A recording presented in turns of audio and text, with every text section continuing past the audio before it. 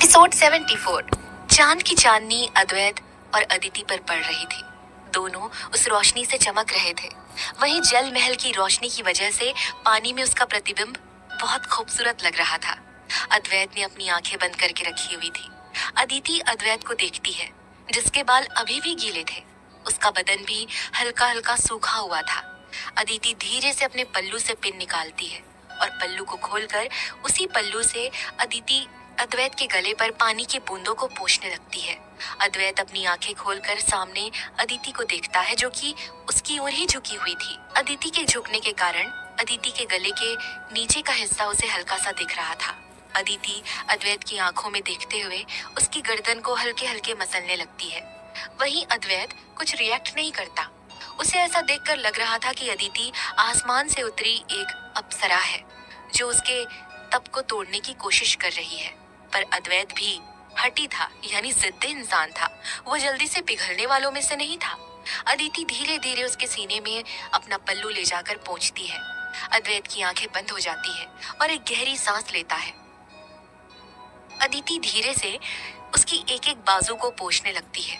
अद्वैत अपने दोनों हाथों की मुट्ठी कसकर बंद करके उसे अपने सिर के पीछे रखता है और अपनी आंखें बंद कर लेता है। अदिति उसके ऊपर थोड़ा और झुककर उसके बालों को पोंछने लगती है।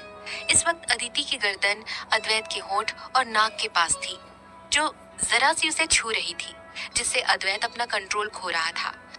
अदिति की महक उसके तन बदन में घुल रही थी। अदिति धीरे धीरे थोड़ा और नीचे आती है और अपने आंचल को अच्छे से सेट करके अद्वैत के चेहरे पर अपनी उंगली घुमाने लगती है। अद्वैत को अपने चेहरे पर बहुत ही सुकून मिल रहा था। अदिति अद्वैत के मूंछों को ऊपर करके कहती है, माफ कर दीजिए हुकुम सा, आप तो बड़े निर्दयी हैं। अपनी नाजुक सी धर्मपत्नी के साथ ऐसा कोई करता है? आप चाहे तो हमें सजा दे दीजिए, पर अपनी मरवण से ऐसे नाराज मत रहिए। अद्वैत अपनी आंखें खोलकर अदिति को एकटक देखने लगता है। वहीं अदिति लज्जा से अपना चेहरा नीचे करके दूसरी ओर लेट जाती है और दूसरी तरफ देखने लगती है। वहीं अद्वैत भी अदिति को देखता है। कितनी चालाक है ये। पहले क्यूट क्यूट हरकतें करके माफी मांगती है और जब उसके हुक्म का तब टूटने लगता है तो अपने कदम पीछे ले लेती है। अदिति खुद को बाहों में भरने लगती है, क्योंकि उसे कूलर की ठंडी हवा से ठंड लगने लगी थी। रात के 11 बजने को आए थे। अद्वैत के गार्ड काफी देर तक नीचे के ही माले में थे। अद्वैत अदिति की तरफ मुड़ता है और अपनी कोहनी पिलो पर रखकर उसके चेहरे को अपनी हथेली में थामता है। अद्वैत अदिति को कांपते हुए देखता है। उसकी साड़ी भीग चुकी थी। अद्वैत अदिति के गाल पर हाथ रखता है और उसके सिर को अपनी ओर करता है। अदिति अद्वैत की आंखों में नमी और उम्मीद से देखती है। अद्वैत अदिति के गाल को रब करता है। अदिति गहरी सांसें लेती है। अद्वैत धीरे से उसके कान के पास जाकर कहता है, अभी भी हमारे प्रेम पर सवाल है या फिर वापस से नीचे कूदें? ये सुन अदिति हैरान हो जाती है और वो जल्दी से अद्वैत का हाथ पकड़कर नाव में सिर हिलाती है और कहती है, नहीं, आपको पता है हमें कितनी तकलीफ हो रही थी? ऐसे कभी कोई करता है क्या? हमें डांट देते या हमें कोई सजा दे देते, हमें कमरे में बंद कर देते, पर इस तरह से खुद को सजा देने की क्या जरूरत थी? वो तो ठाकुर जी की कृपा है कि आपको कहीं चोट नहीं लगी, वरना। कहकर वो गहरी गहरी सांसें लेने लगती है। अद्वैत अदिति के गले के पास कॉलर बोन पर हाथ रखता है और अदिति को शांत रहने का इशारा करता है। अदिति तुरंत अद्वैत के सीने से लग जाती है और रोने लगती है। वहीं अद्वैत अदिति की पीठ को सहला रहा था, पर अदिति का सुबकना बंद ही नहीं हो रहा था। अद्वैत अदिति के बदन की कंपन महसूस कर सकता था। अदिति भी अद्वैत को देखती है। अद्वैत उसे परवानगी से देख रहा था। वहीं अदिति अपनी नजरें झुका लेती है। अद्वैत धीरे से अदिति के कान के पास जाकर कहता है, एक हसीन अप्सरा ने हमारी तपस्या तोड़ दी है, तो उसका फल तो हमें लेना ही होगा, है ना? अदिति मुस्कुराती है, क्योंकि उसे शर्म आ रही थी। अद्वैत धीरे धीरे अदिति के होठों के पास आता है। अदिति अपनी आंखें बंद कर लेती है और अपने दोनों हाथों से गद्दे को पकड़ लेती है। अद्वैत अदिति के होठों पर अपने होठ रखता है और अदिति के पास ही लेट जाता है। अदिति लंबी सांसें लेने लगती है। अद्वैत अपने एक पैर के साथ अदिति के पैरों और पायल के साथ खेल रहा था। अद्वैत और अदिति को अब ठंड लगने लगी थी। दोनों काफी भीगे हुए थे। दोनों को गर्मी की जरूरत थी। अद्वैत अदिति के गले से लेकर सीने तक बीच में हाथ घुमाने लगता है और धीरे से अदिति को आंखें खोलने को कहता है। अदिति शर्मा के दूसरी ओर चेहरा कर लेती है और लंबी लंबी सांसें लेने लगती है और अदिति धीरे से कहती है, हुकुम सा, कोई आ जाएगा। ये सुन अद्वैत ऊपर आता है और अदिति का चेहरा अपनी तरफ करके कहता है, कोई नहीं आएगा। पहले के समय में भी राजा रानी इसी तरह से अपना क्वालिटी टाइम बिताते थे, खुले में। पर किसी सिपाही की हिम्मत नहीं होती थी कि उन्हें खलल पहुंचाए। वैसे भी किसी की हिम्मत नहीं है अद्वैत प्रताप सिंह के ऑर्डर को ना मानने की। पर हाँ, उनकी हुक्मरानी सा की बात अलग है। कहकर अदिति को ऊपर से नीचे तक देखता है। अदिति शर्मा जाती है और अपने चेहरे पर दोनों हाथों को रख लेती है। अद्वैत खड़ा होकर अपने और अदिति के बाकी सारे कपड़े अलग कर देता है और दोनों अपने प्यार के आगोश में खो जाते हैं। वहीं अदिति अद्वैत के गले में अपनी बाहों को डालती है और अपनी गरम गरम सांसें अद्वैत के कान के पास छोड़ती है। दोनों का बदन पसीने से भीगा हुआ था। दोनों का प्यार आधी रात को रुकता है जब अदिति के सहने की शक्ति कम हो जाती है और उसे नींद आने लगती है। अद्वैत अदिति से अलग होकर उसे कपड़े पहनाता है जो कि अभी तक सूख चुके थे और खुद भी अपनी लोअर पहनकर सीधा लेट जाता है। अदिति नींद में थी, उसकी आंखें थोड़ी थोड़ी खुल रही थी। वहीं अद्वैत अपनी सांसों को शांत कर रहा था और एक बार अदिति की तरफ अपना चेहरा करके वो देखता है जो उसकी तरफ चेहरा करके लेटी हुई थी। अद्वैत अदिति के माथे को चूमता है। अदिति नींद में ही अपनी आंखें खोलती है और उसे देखती है। अद्वैत अदिति की आंखों में देखकर कहता है, आई लव यू मलाई कुल्फी। अदिति हाँ में सिर हिलाकर अपनी आंखें बंद कर लेती है और सो जाती है। उसे कोई एहसास नहीं था कि अद्वैत क्या बोल रहा था। वहीं अद्वैत फीका सा मुस्कुराता है, मतलब हद है, उसने अपने प्यार का इजहार किया और अदिति को एहसास तक नहीं हुआ। वो भी ना में सिर हिलाकर उसे देखते हुए ही सो जाता है। अब सुबह के 8 बजे अदिति के चेहरे पर हल्की हल्की धूप पड़ने लगती है। उसकी आंखें धीरे से खुलती है और वो अपने आसपास देखती है। वो समझने की कोशिश कर रही थी कि वो कहाँ है। अदिति को सब कुछ याद आता है। वो मुस्कुराकर उठ जाती है और अंगड़ाई लेती है। तभी अदिति के मुंह से आह निकल जाती है। अद्वैत जो गार्डन में पुशअप कर रहा था अदिति की तरफ भाग कर आता है और नीचे बैठकर उसके गालों पर हाथ रखकर कहता है, क्या हुआ जान, तुम ठीक तो हो? क्या डॉक्टर के पास चले? कहकर अदिति को उठाने लगता है। अदिति अद्वैत का हाथ रोककर कहती है, नहीं हुकुम साहब, कुछ नहीं हुआ। कहकर अदिति के चेहरे पर अभी भी थोड़ा दर्द नजर आ रहा था। अदिति का पूरा शरीर दर्द कर रहा था।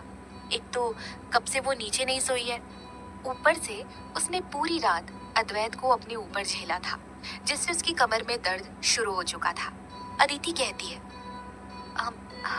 कुछ नहीं, वो बस थोड़ा सा कमर दर्द हो रहा है। कहकर अद्वैत को देखती है और मुंह बनाकर कहती है, आप इतने भारी जो है। अद्वैत तिरछा मुस्कुरा कर कहता है, अच्छा हम भारी हैं, ठीक है, आज रात से हम कुछ और ट्राई करेंगे। ये बात सुनकर अदिति की आंखें बड़ी हो जाती है। वो अपने सिर पर घूंघट लेकर शर्म के मारे लजाने लगती है। अद्वैत उसे पेट के बल लिटा देता है। अदिति को कुछ समझ नहीं आता।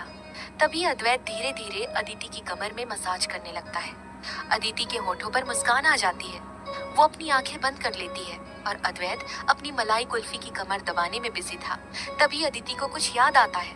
वो अपनी आंखें हैरानी से खोलती है और अद्वैत के सामने बैठ जाती है और अद्वैत उसे सवालिया नजरों से देखने लगता है। अदिति कहती है, आपने रात को क्या कहा था? हम नींद में थे, हमने कुछ तो सुना था। अद्वैत खड़ा हो जाता है और अपनी शर्ट पहनते हुए कहता है, नहीं तो हमने कुछ नहीं कहा था। कहकर अदिति को वो अपना हाथ देता है। अदिति धीरे से खड़ी होती है और अद्वैत उसे अपनी बाहों में उठा लेता है। अदिति हैरान हो जाती है और कहती है, आई लव यू। ये कहकर अदिति अद्वैत के सामने देखने लगती है। अद्वैत के कदम वहीं रुक जाते हैं और वो अदिति को देखता है जो उसकी बाहों में झूल रही थी। क्या होगा अब आगे कहानी में, जानने के लिए सुनते रहिए प्रतिलिपि FM।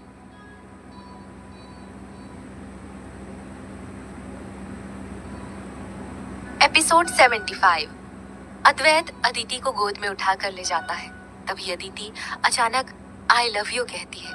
जिसे सुन अद्वैत के पैर रुक जाते हैं। अद्वैत अदिति को एक बार देखता है। अदिति सोचते हुए कहती है, आपने यही कहा था ना, आई लव यू। अद्वैत गहरी सांस लेता है और नीचे के आखिरी फ्लोर पर जाता है जहाँ पानी टच होता है और अदिति को नीचे उतारता है। अदिति अद्वैत को देखकर कहती है, प्लीज बताइए ना हुकुम सा, यही कहा था ना आपने रात को। कहकर उम्मीद से अदिति को देखता है। अद्वैत अपना शर्ट निकाल के कहता है, ये महल के पीछे का रास्ता है, यहाँ हमें कोई नहीं देख सकता। तुम्हें स्नान करना है ना? अद्वैत की बात सुनकर अदिति हैरान हो जाती है और आसपास देखकर कहती है, कहाँ कहाँ स्नान करना है हुकुम सा? अदिति की बात सुनकर अद्वैत कहता है, पानी के अंदर, और कहाँ स्नान करेंगे। अदिति मानसरोवर को देखती है और ना में सिर हिलाकर कहती है, नहीं नहीं नहीं, हम नहीं आएंगे, आप ही जाइए। अद्वैत थोड़ा सा आगे बढ़कर कहता है, अच्छा सोच लो फिर, हमें यहाँ से कहीं और जाना है, तुम पूरे दिन रह लोगी बिना नहाए। अदिति सोच में पड़ जाती है कि वो नहाए बिना कैसे रहेगी। तब अदिति धीरे से कहती है, हमें तैरना नहीं आता है हुकुम सा। अद्वैत अदिति को देखकर कहता है, हमें आता है ना, हम तुमको संभाल लेंगे, आओ। अगर तुम्हें हम पर भरोसा है तो तुम आ सकती हो। कहकर अद्वैत तो पानी में ही कूद जाता है। अदिति ये देखकर हैरान रह जाती है। उसे अद्वैत की आखिरी लाइन याद आती है। अदिति धीरे से नीचे बैठकर अपना एक पैर पानी में डालती है और दूसरा पैर भी अंदर डालती है। वो वहीं बैठी थी, पर उसके पैर घुटने तक अंदर पानी में थे। अद्वैत अदिति को अपनी बाहों में खींच लेता है और उसकी कमर पकड़कर एक हाथ से तैरते हुए थोड़ा बीचों बीच में आता है। अदिति पैनिक होने लगती है। वो बार बार हिल रही थी। वहीं अद्वैत उसे दोनों तरफ से उसकी कमर को पकड़ता है। अदिति लंबी लंबी सांस लेकर कहती है, हुकुम सा, हमें डर लग रहा है। आप हाथ पानी में रखिए, हम डूब जाएंगे हुकुम सा। पानी दोनों के गर्दन तक था। दोनों पानी में तैर रहे थे। उनके पांव जमीन से काफी दूर थे। अदिति थोड़ा थोड़ा डूब रही थी। अद्वैत अदिति को अपने करीब करके उसके दोनों पैरों को अपने कमर में लपेटता है और उसे थोड़ा ऊपर कर देता है और अपना एक हाथ पानी पर रखता है और एक हाथ से अदिति को होल्ड करता है। वो दोनों थोड़े गहराई में थे। अदिति के दोनों हाथ अद्वैत के गले में थे और उसकी सांसें तेज चल रही थी। पानी में भीगने के कारण उसकी साड़ी उसके बदन से चिपक चुकी थी।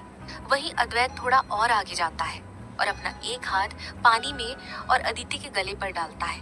अदिति की आंखें बंद हो चुकी थी। अदिति का गला चमकने लगा था। अद्वैत धीरे से अदिति का पल्लू थोड़ा ऊपर करके अदिति के पेट पर पानी डालता है। अदिति आंखें मींच के अद्वैत के कंधे को कसकर पकड़ के कहती है, हुकुम सा, हमें डर लग रहा है, प्लीज चलिए ना, हमें डर लग रहा है बहुत। अद्वैत अदिति को मुस्कुरा कर देखता है और उसके माथे से अपना माथा टच कर देता है। वो धीरे से बोलता है, कुछ भी ज्यादा सोचो मत, ये सोचो कि हम हमारे कमरे में हैं और तुम सिर्फ हमें महसूस करो और भूल जाओ कि तुम पानी में हो। तुम सिर्फ इतना याद रखो कि तुम अपने हुकुम सा की बाहों में हो, सिर्फ हुकुम सा की बाहों में। अपने मन को, अपने भय को दूर करो जान। अद्वैत के मुंह से जान शब्द सुनकर अदिति की आंखें खुल जाती हैं। वो अद्वैत को देखती है। अद्वैत भी अदिति को देख रहा था। अदिति अद्वैत की आंखों में देखकर कहती है, हमें कुछ हो रहा है, हमें डर लग रहा है। ये डर पानी की वजह से नहीं है, ये डर आपको खोने की वजह से। हमें आज भी ये लगता है कि कहीं ये सपना ना हो। हमें ये लगता है कि ये सपना है और जहां आपने हमें अपनी धर्मपत्नी मान लिया हो और ये सपना कहीं टूट ना जाए और जैसे पहले था वैसे ना हो जाए। अद्वैत बिना किसी भाव के उसकी बात सुनता है और कहता है, इस सपने को कभी भी टूटने मत देना और ना ही हमारा साथ छोड़ना। जिस तरह से तुम्हें डर है हमें खोने का, वैसे हमें भी डर है तुम्हें खोने का। अदिति धीरे से अपना एक हाथ ऊपर कर उंगली से अद्वैत की नाक को छूकर कहती है, वादा कीजिए, हमें छोड़कर आप कहीं नहीं जाएंगे और हमें पता है आप वादा जरूर निभाएंगे। एक राजपूत अपनी जान दे सकता है पर अपना वचन कभी नहीं तोड़ सकता। अदिति की बात सुन अद्वैत अदिति के बालों को कान के पीछे करके कहता है और अपनी हथेली में पानी लेकर अदिति के चेहरे पर हाथ फेरने लगता है और अपने होंठ को गोल करके अदिति के चेहरे पर फूंक मारता है। अदिति के चेहरे को महल की ओर करके जलती हुई मशाल दिखाता है। अदिति के चेहरे को आकाश की ओर करता है। अदिति के चेहरे को अपने साथ पूरा गोल घुमाकर वो ऊपर देखने को कहता है। अदिति ऊपर देखती है। उसे कुछ भी समझ नहीं आ रहा था। तभी अद्वैत कहता है, हमने तुम्हारे चेहरे पर जो पानी डाला वो जल, तुम्हारे चेहरे पर जो फूंक मारी वो वायु, तुम्हें महल के अंदर जलती मशाल दिखाई दी वो अग्नि, तुम्हारा चेहरा पकड़ तुम्हें आसमान दिखाया और तुम्हें गोल घुमाकर पृथ्वी दिखाई, यानी प्रकृति के 5 तत्व के आगे ये अद्वैत प्रताप वादा करता है कि हम कभी भी आपको छोड़कर नहीं जाएंगे। अब हम 2 जिस्म एक जान बन चुके हैं। समझी मेरी मलाई कुल्फी। अदिति ये देखकर मुस्कुराती है और अद्वैत के सामने देखकर कहती है, आई लव यू हुकुमसा, I love you so much. Advait Aditi की बात सुन हैरान हो जाता है। तभी अदिति कहती है, हमें पता है कल रात आपने यही कहा था, बस हम एक बार और सुनना चाहते थे, पर और कोई बात नहीं, हमें उस वक्त सोना नहीं चाहिए था, हमें आपकी बात सुननी चाहिए थी। ये सुन अद्वैत उसके गाल को सहलाकर कहता है, पर वो थकान की वजह से हम तो बस तुम्हें सता रहे थे, तुम जितनी बार चाहे उतनी बार सुन लो, हम हर रोज कहेंगे। तुम हर रोज सुनना चाहती हो तो हाँ, हम हर रोज कहेंगे। क्या होगा आगे कहानी में जानने के लिए सुनते रहिए प्रतिलिपि FM।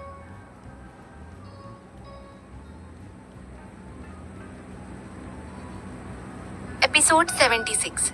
अद्वैत की बात सुन अदिति मुस्कुराती है। तभी अद्वैत उसे देखते हुए कहता है, आई लव यू टू। अद्वैत की आवाज में ऐसे सेंसिटिव वर्ड सुनकर अदिति को कुछ कुछ होने लगता है। वो अद्वैत को पकड़ लेती है। अद्वैत अदिति को अपनी बाहों में थाम लेता है। तभी अदिति कहती है, हुकुमसा, पानी बहुत ठंडा है, अब हमें यहाँ से निकलना चाहिए। अदिति की बात सुन अद्वैत बिना देरी किए वहां से निकलकर महल के अंदर आते हैं। अदिति को बहुत शर्म आ रही थी।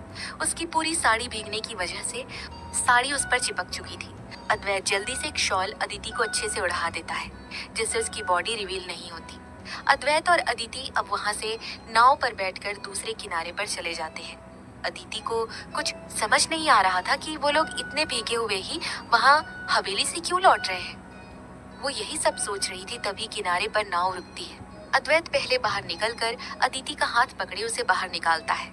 अदिति आसपास देखती है, आसपास कोई नहीं था।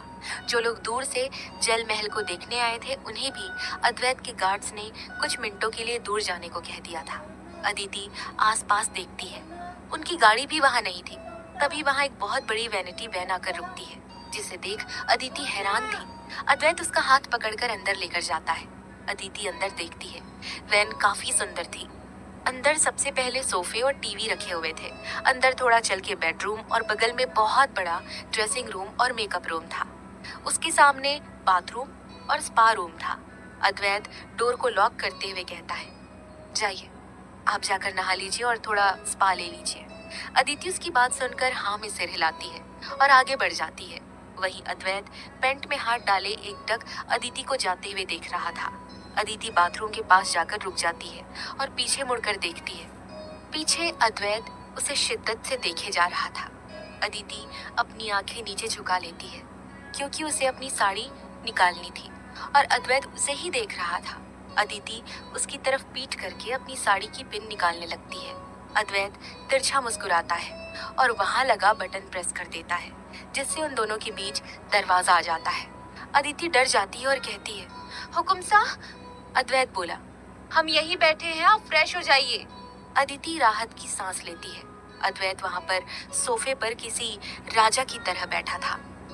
अदिति पहले अपने कपड़े बदलकर शावर लेती है और गर्म पानी के बाथ टब में थोड़ी देर लेटी रहती है। अदिति की बॉडी में हो रहा दर्द अब कम होने लगता है। वो तौलिए को अपने बदन पर बांधकर बाथरूम से बाहर आती है और वहां रखी हुई बैग में से 2 बैग्स देखती है, जिसमें एक राजस्थानी पोशाक और एक में साड़ी थे। अदिति के होठों पर मुस्कान आ जाती है। वो एक बैग उठाकर खुद को तैयार करने लगती है और तभी डोर नॉक होता है। अदिति अपने बालों को सुखाते हुए कहती है, जी आइए। अद्वैत दरवाजा खोल के अंदर आता है। अदिति को देख उसके होठों पर मुस्कान आ जाती है।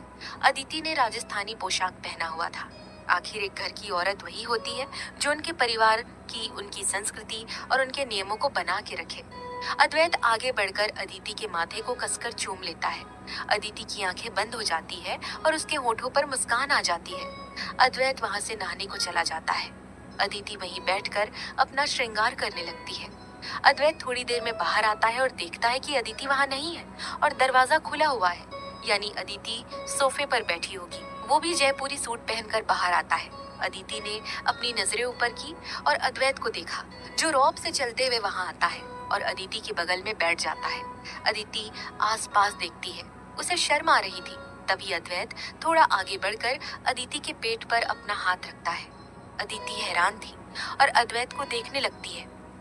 अद्वैत उसके पेट के हिस्से को दबाने लगता है। अदिति की आंखें बंद हो जाती है। तभी अदिति कहती है, ये क्या कर रहे हो हुकुम साहब? आप इस तरह हमारे पेट। ये कहकर अदिति गहरी सांसें लेती है। अद्वैत अदिति के थोड़ा और करीब आकर कहता है, हम तो आपके पेट को चेक कर रहे थे। डॉक्टर ने कहा है चेक करते रहना है, क्योंकि आपको नाभि से एग्जैक्ट का निचला हिस्सा और नाभि के ऊपर का हिस्सा, दोनों ही हिस्से थोड़े हार्ड हो जाते हैं पीरियड्स ना आने के कारण, और वो इससे धीरे धीरे बढ़ने लगते हैं, जिससे आप सभी औरतों को मोटापा आ जाता है। अदिति अद्वैत को नम आंखों से देखकर कहती है, आपसे एक सवाल पूछे? अद्वैत उसके पेट में हाथ फेरते हुए कहता है, बोलो। अदिति नीचे देखते हुए कहती है, अगर हम आपको कभी संतान का सुख नहीं दे पाएंगे तो क्या आप दूसरी शादी कर लेंगे? अदिति का सवाल सुन अद्वैत बिना किसी भाव के देखता है। अदिति की हिम्मत नहीं थी अद्वैत के नजरों से नजरें मिलाने की। वो एक टक बस नीचे देख रही थी और अपनी ड्रेस को मुट्ठी में कसकर पकड़ के रखी हुई थी। अद्वैत और अदिति दोनों सिंगल सोफे पर आमने सामने थे। दोनों के बीच छोटा सा टेबल था, जो अद्वैत के पैर से भी काफी छोटा था। अद्वैत उस टेबल को अपने एक पैर से हटा देता है और खुद सोफे पर आगे होकर अपना एक हाथ अदिति की गर्दन के पीछे डालता है और उसका सर थोड़ा ऊपर करता है, जिससे अदिति की नजर अद्वैत की नजरों से मिले। अदिति जैसे ही अपनी आंखें बंद करने को जाती है, तभी अद्वैत हल्का गुस्से में कहता है, जो इस दुनिया में अभी तक अस्तित्व में नहीं आए हैं, उनके लिए हम आपको क्यों छोड़ दें? सबसे पहले तुम आई हो हमारी जिंदगी में। हमारी संतान से पहले तुम मेरे लिए प्रिय हो, समझी? ये सुन अदिति अपनी आंखें हल्की जो बंद किए हुई थी उसे खोलती है और खड़ी होकर सीधा अद्वैत की गोद में बैठकर उसके कंधे पर सर रखकर रोने लगती है। और वो रोते रोते ही कहती है, पर दुनिया, समाज हमें बच्चलन ही कहेगा, और हम तो बड़े घर की बहू है। सबकी नजर हम पर जरूर होगी कि हम क्या कर रहे हैं, हम क्या दे रहे हैं। अगर बेटा दिया तो सब कहेंगे बधाई हो लड्डू गोपाल आए हो, और अगर बेटी आई तो कहेंगे अगली बार प्रयास कर लेना। हमारे बचपन की इन प्रॉब्लम से हमें नहीं लगता कि हम कभी माँ। आगे कुछ कहती तभी अद्वैत अपनी उंगली अदिति के होंठ पर रखता है। अदिति अद्वैत को देखती है। अद्वैत सर्द नजरों से कहता है, हमारी मरवण में कमी निकालने से पहले सबको अद्वैत प्रताप सिंह के आगे खड़ा होना होगा, और ऐसी कोई नौबत आई भी तो हमें कोई प्रॉब्लम नहीं है इस परिवार का वंश चलाने के लिए। हमारे दोनों छोटे भाई हैं, हम दोनों सबसे दूर चले जाएंगे, कह देंगे कमी हम में है, हमारी बीवी में कमी नहीं है, और हम बाप नहीं। अद्वैत आगे कुछ कहता, अदिति उसके होठों पर अपने हाथ रखकर कहती है, नहीं, ऐसा कुछ मत कहिए। आपको लोग नामर्द कहेंगे, ये समाज ऐसा ही है। औरत में प्रॉब्लम हुई तो बच्चलन, और मर्द में कोई प्रॉब्लम हुई तो नामर्द कहेंगे। आपके लिए हम ये सब नहीं सुन पाएंगे। अद्वैत उसके हाथों को अपनी हथेली में रखकर कहता है, हमारी मर्दानगी देखनी है तो हमारे सामने 5 मिनट जिंदा खड़े होकर दिखाएं। अपनी बीवी को सिर्फ संतान की माँ बनाना ही एक मर्दानगी की निशानी नहीं होती है। ये कहकर अद्वैत को सच में बहुत गुस्सा आ रहा था। वो अदिति के लिए ऐसे सब शब्द कैसे सुन सकता था। वो वहीं पर नया फोन अपने हाथों में लेकर कहता है और किसी को फोन लगाता है। Hello doctor. अदिति अद्वैत को देखने लगती है। वहीं अद्वैत ने उसे एक हाथ से अपनी सीने से लगाया हुआ था और उसके बालों को सहला रहा था। क्या होगा आगे कहानी में जानने के लिए सुनते रहिए प्रतिलिपि FM।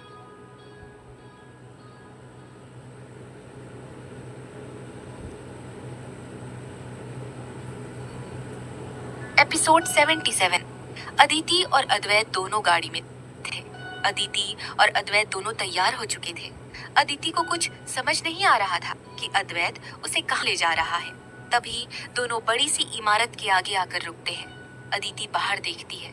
बाहर बड़े अक्षरों में MS हॉस्पिटल लिखा था, जो जयपुर का सबसे फेमस और बड़ा हॉस्पिटल था। पूरे राजस्थान के लोग वहीं अपना इलाज करवाने आते थे और प्रताप इंडस्ट्री से भी काफी डोनेशन वहां जाता था। उनकी गाड़ी दरवाजे के पास आकर रुकती है। दो गार्ड जल्दी से उनके पास आते हैं और दोनों तरफ के दरवाजे खोलते हैं। अदिति और अद्वैत उतर जाते हैं।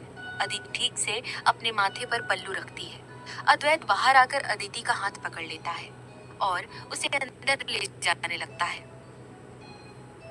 अदिति अद्वैत के साथ कदम से कदम मिलाकर चल रही थी। तभी वहां अविनाश आ जाते हैं, जो चित्तौड़गढ़ में अदिति के डॉक्टर थे। अद्वैत उन्हें खम्मा गणी करके अदिति को एक बड़े से डॉक्टर के कैबिन में ले जाता है। वहीं दूसरी ओर कैबिन में अद्वैत और अदिति अगल बगल बैठे थे और उनके सामने एक बुजुर्ग सीनियर डॉक्टर थे। वहीं अविनाश जी सीनियर डॉक्टर को सारी फाइल्स चेक करवाते हैं। सीनियर डॉक्टर अदिति को गौर से देखते हैं और कहते हैं, आजकल पीरियड्स का नियमित ना आना आम सी समस्या हो चुकी है, जो हर घर में एक ऐसी समस्या मिल ही जाती है, पर उसके लक्षण शामिल हैं, जैसे कि सूजन, ब्रेस्ट में पेन होना, सिर दर्द, वजन बढ़ना, डिप्रेशन, मूड स्विंग्स। आज हम आपके कुछ टेस्ट करेंगे। क्या आप हमसे टेस्ट करवाएंगी या लेडी डॉक्टर से? ये सुन अदिति अद्वैत को देखती है। अद्वैत बिना अदिति को देखे कहता है, of course mister Khatri, lady doctor ही चाहिए। मिस्टर खत्री हाँ में सिर हिलाकर कैबिन नंबर बोल देते हैं। अद्वैत और अदिति दोनों वहां से खड़े होकर जाने लगते हैं। अदिति डर रही थी। वो कसकर अद्वैत का हाथ पकड़ लेती है। अद्वैत उसके माथे को सहलाता है और उसके माथे को चूम कर कहता है, हम सब ठीक कर देंगे, हम पर भरोसा है ना? अदिति हाँ में सिर हिलाती है और दोनों कैबिन में चले जाते हैं। अद्वैत वही कैबिन में टेबल के पास चेयर पर बैठ जाता है और अदिति डॉक्टर के साथ जाने लगती है। डॉक्टर ने अदिति से कहा, प्लीज बेड पर लेट जाइए। अदिति एक नजर अद्वैत को देखती है और फिर गहरी सांस लेकर अपनी जगह से उठकर वो बेड की तरफ चली जाती है। डॉक्टर ने आगे बढ़कर एक कर्टन गिरा दिया ताकि अद्वैत अदिति को ना देख सके। डॉक्टर ने एक नर्स को भी बुलाया और फिर अदिति से कहा, प्लीज आप कपड़े निकाल दीजिए। अदिति हैरानी से आंखें फाड़ उन्हें देखने लगी। उसके मन में एक ही बात चल रही थी, पीरियड्स ना आने की वजह तो नीचे है, तो फिर ऊपर के कपड़े क्यों निकालने के लिए कह रही हैं डॉक्टर? डॉक्टर ने उसे असमंजस में देखकर अपनी बात दोहराई तो वो होश में आई और ठंडी सांस छोड़कर ना चाहते हुए भी धीमे धीमे अपने ऊपर के कपड़े उतारने लगी। अदिति की धड़कनें तीव्र गति से धड़क रही थी। एक अजीब सी फीलिंग उसे अंदर से आ रही थी, एक ऐसी फीलिंग जो उसे तब आती है जब अद्वैत उसके कपड़े निकाल रहा होता है, जब दोनों अकेले कमरे में होते हैं। लेकिन ये तो एक बुरी फीलिंग थी। ना चाहते हुए भी उसे ये सब करना पड़ रहा था अपनी सेहत के कारण। वो खुद को कोसने लगी कि क्यों भगवान ने उसका शरीर ऐसा बनाया है। एक एक करके उसने अपने सारे कपड़े उतार दिए। अब वो सिर्फ इनर में डॉक्टर के सामने बैठी थी। डॉक्टर इस दौरान नर्स से कुछ बातचीत कर रही थी। जब उन्होंने ध्यान दिया अदिति पर तो उन्होंने कहा, प्लीज आप अपनी इनर भी निकाल दीजिए। अदिति की आंखें अब हद से ज्यादा फैल गई। वो डॉक्टर को भूत बनी देख रही थी। आज तक अपने भरतार के अलावा उसने यह किसी को नहीं दिया था और डॉक्टर उससे इनर उतारने को कह रही है। डॉक्टर उसकी झिझक को समझते हुए कहती है, देखिए ये सब एग्जामिनेशन का हिस्सा है, आपको कोऑपरेट करना होगा, वरना हम कैसे आपका ट्रीटमेंट कर पाएंगे, है ना? अदिति डॉक्टर की आंखों में देखती है जिसमें सच्चाई नजर आती है। गहरी सांस भर के वो अपनी इनर उतारने लगी। अब वो डॉक्टर के सामने अर्धनग्न बैठी हुई थी। उसे बहुत ही असहज महसूस हो रहा था, फिर भी ना चाहते हुए उसे बैठना पड़ रहा था। डॉक्टर ने अपने हाथों में ग्लव्स पहने और अदिति के करीब आई। फिर उन्होंने बड़े ही धीमे से अदिति से पूछा, क्या आपके और उनके बीच सब कुछ हो चुका है? अदिति आंखें फाड़े डॉक्टर को देखती रही। भला ऐसा सवाल कौन करता है, पर उसे याद आया कि ये एग्जामिनेशन का हिस्सा है, इसीलिए उसने धीमे से सिर हिलाया। उसके गाल टमाटर की तरह लाल हो चुके थे। डॉक्टर मुस्कुरा उठी। उन्होंने अपने हाथ से अदिति के चेस्ट को प्रेस किया और चेक किया। वे अदिति के चेस्ट को एग्जामिन करते हुए नर्स से कहती है। फिर उन्होंने अदिति से पूछा, क्या आपने कभी अपने चेस्ट पर आए बाल शेव किए हैं? अदिति गला टेढ़ा करके ना में सिर हिलाती है। डॉक्टर ने नर्स से कहा, नेवर शेव्ड। नर्स डॉक्टर के कहे अनुसार सब कुछ लिखती जा रही थी। डॉक्टर ने अदिति से पूछा, कभी आपको ऐसा लगा कि कोई वाइट पार्टिकल यहाँ से निकला हो? अदिति सोच में पड़ गई और ना में सिर हिलाती है। उसे इस वक्त कुछ भी करके यहाँ से भाग जाने का दिल कर रहा था। उसे डॉक्टर के सवालों का जवाब नहीं देना था और ना ही यहाँ बैठना था। डॉक्टर की छुअन अपने सीने पर महसूस कर उसे बहुत असहजता महसूस हो रही थी, पर बेचारी मजबूर थी वहाँ बैठने के लिए। डॉक्टर ने उसके ऊपरी हिस्से को अच्छी तरह एग्जामिन किया और नर्स से दोबारा कुछ कहा। फिर उन्होंने अदिति से कहा, प्लीज लेट जाइए। अदिति उन्हें देखकर लेट जाती है। नर्स आगे बढ़कर उसके घाघरे की डोरी खोलते हुए उससे कहती है, प्लीज इसे थोड़ा नीचे कीजिए। अदिति ठीक वैसा ही करती है, जबकि उसका मन यही गड्ढा खोदकर खुद को दफना देने का कर रहा था। डॉक्टर ने आगे बढ़कर उसके नाभि के नीचे और निचले हिस्से के ऊपरी हिस्से को टच करके चेक किया। वे पेट के हिस्से को चेक कर रही थी, यानी यूट्रस चेक कर रही थी। डॉक्टर ने फिर पीछे हटकर अदिति से कहा, आप दोबारा रेडी हो सकती है, एग्जामिनेशन हो चुका है। अदिति की रुकी हुई सांसें दोबारा लौट कर आई। ये सुनकर उसे नहीं पता था कि डॉक्टर और कहाँ उसे छुएगी, पर डॉक्टर को रुकता देख उसकी जान में जान आई। तेरे सबर क्यों ना है? हाँ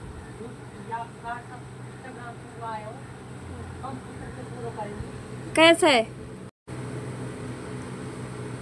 दिमाग में तो ये भी उसके ख्याल आया था कि डॉक्टर कहीं उसके निचले हिस्से को भी टच करके चेक ना करे। ये कितना अजीब होता उसके लिए। वो सच में फिर से बर्दाश्त नहीं कर पाती। डॉक्टर उसे वहीं अकेला छोड़कर चली गई ताकि अदिति दोबारा कपड़े पहनकर तैयार हो सके। अदिति कपड़े पहनकर पर्दा साइड करके अद्वैत के पास आकर बैठ जाती है। झट से अद्वैत को गले से लगा लेती है। अद्वैत भी अदिति को गले से लगा लेता है। वो अदिति को डरा सहमा नहीं देख सकता था, पर ये आखिरी कोशिश थी। अगर इससे अदिति की सेहत ठीक नहीं हुई तो जड़ से अद्वैत बीमारी को ही उखाड़ कर फेंक देगा। डॉक्टर उसके सामने आकर बोली, मिसेस प्रताप सिंह, शायद आप सोच रही होंगी कि ये सब क्या था, है ना? अदिति हाँ में सिर हिलाती है। तभी डॉक्टर खुलकर कहती है, ये ब्रेस्ट चेकिंग थी, जिससे पीरियड्स नियमित नहीं होते, और कुछ औरतें, लड़कियां ऐसी होती हैं जिन्हें मां बनने से पहले या शादी से पहले दूध निकलना शुरू हो जाता है। ये सुन अदिति बड़ी आंखों से डॉक्टर को देखती है और अद्वैत का हाथ कसकर पकड़ के कहती है, नहीं, हमें कभी ऐसा कुछ नहीं हुआ है, सच हुकुम सा। अद्वैत उसके हाथों को सहलाते हुए उसे शांत रहने को कहती है। तभी डॉक्टर बोली, जी जी, हमें मालूम है आपको ये कभी नहीं हुआ, पर ऐसा किसी किसी के साथ होता है। अगर किसी भी लड़की को ऐसा कुछ हुआ तो उन्हें डरने की जरूरत नहीं है, पहले जाकर डॉक्टर से कंसल्ट जरूर करना चाहिए। ये नियमित पीरियड्स ना आने से ही जुड़ा है और इसका इलाज भी है। अदिति हाँ में सिर हिलाती है और अद्वैत कहता है, अब और कोई इलाज? आप इस महीने में पीरियड्स आएंगे या नहीं? ये सुन डॉक्टर कुछ नोट करते हुए कहती है, जी हम कुछ दवाई दे रहे हैं, साथ में आप इनका डाइट बनाए रखिए। शायद 10 दिनों के अंदर ही या इस महीने में ही पीरियड्स आना शुरू हो जाएंगे और हर 2-3 दिन में आना। बाकी हमें ये देखना है कि कितने दिन तक पीरियड्स चलते हैं। अद्वैत हाँ में सिर हिलाता है और वहां से अदिति को लेकर बाहर निकल जाता है। अदिति की और हिम्मत नहीं कि वो उसी चेयर पर बैठी रहे। अद्वैत वहीं खड़ा रहता है और कॉल करके अपने गार्ड को बुलाकर दवाई के लिए भेजता है। क्या होगा आगे कहानी में, जानने के लिए सुनते रहिए प्रतिलिपि FM।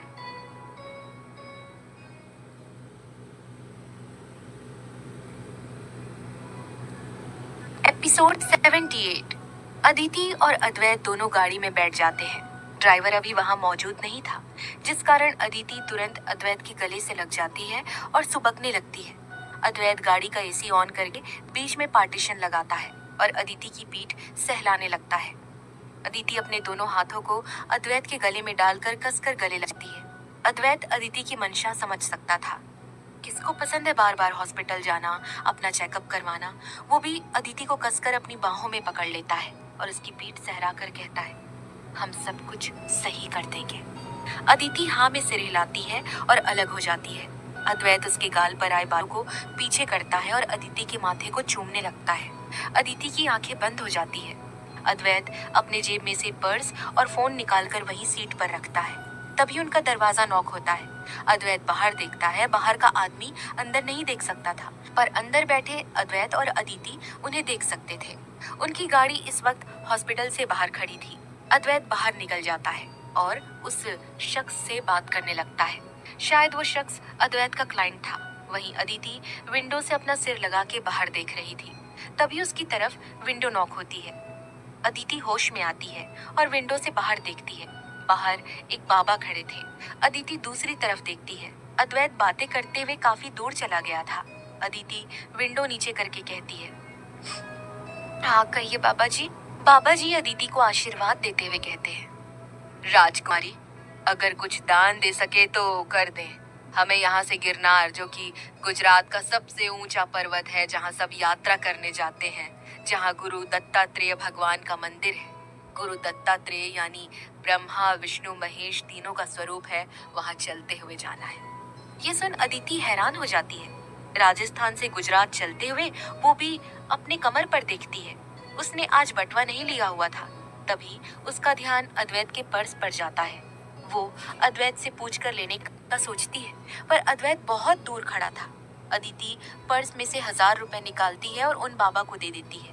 बाबा उसे आशीर्वाद देते हुए कहते हैं, चिंता ना कर छोरी, संतान होगी, वो भी तंदुरुस्त। थारे भरदार को जितनी संतान चाहिए उतनी संतान तुम दोगी। ये सुन अदिति हैरानी से उन बाबा को देखती है। वो बाबा अदिति के माथे पर हाथ रख के कहते हैं, जय गिरनार, कहकर वहां से अपना झोला लेकर चलने लगते हैं। अदिति बाहर निकलकर आसपास देखती है।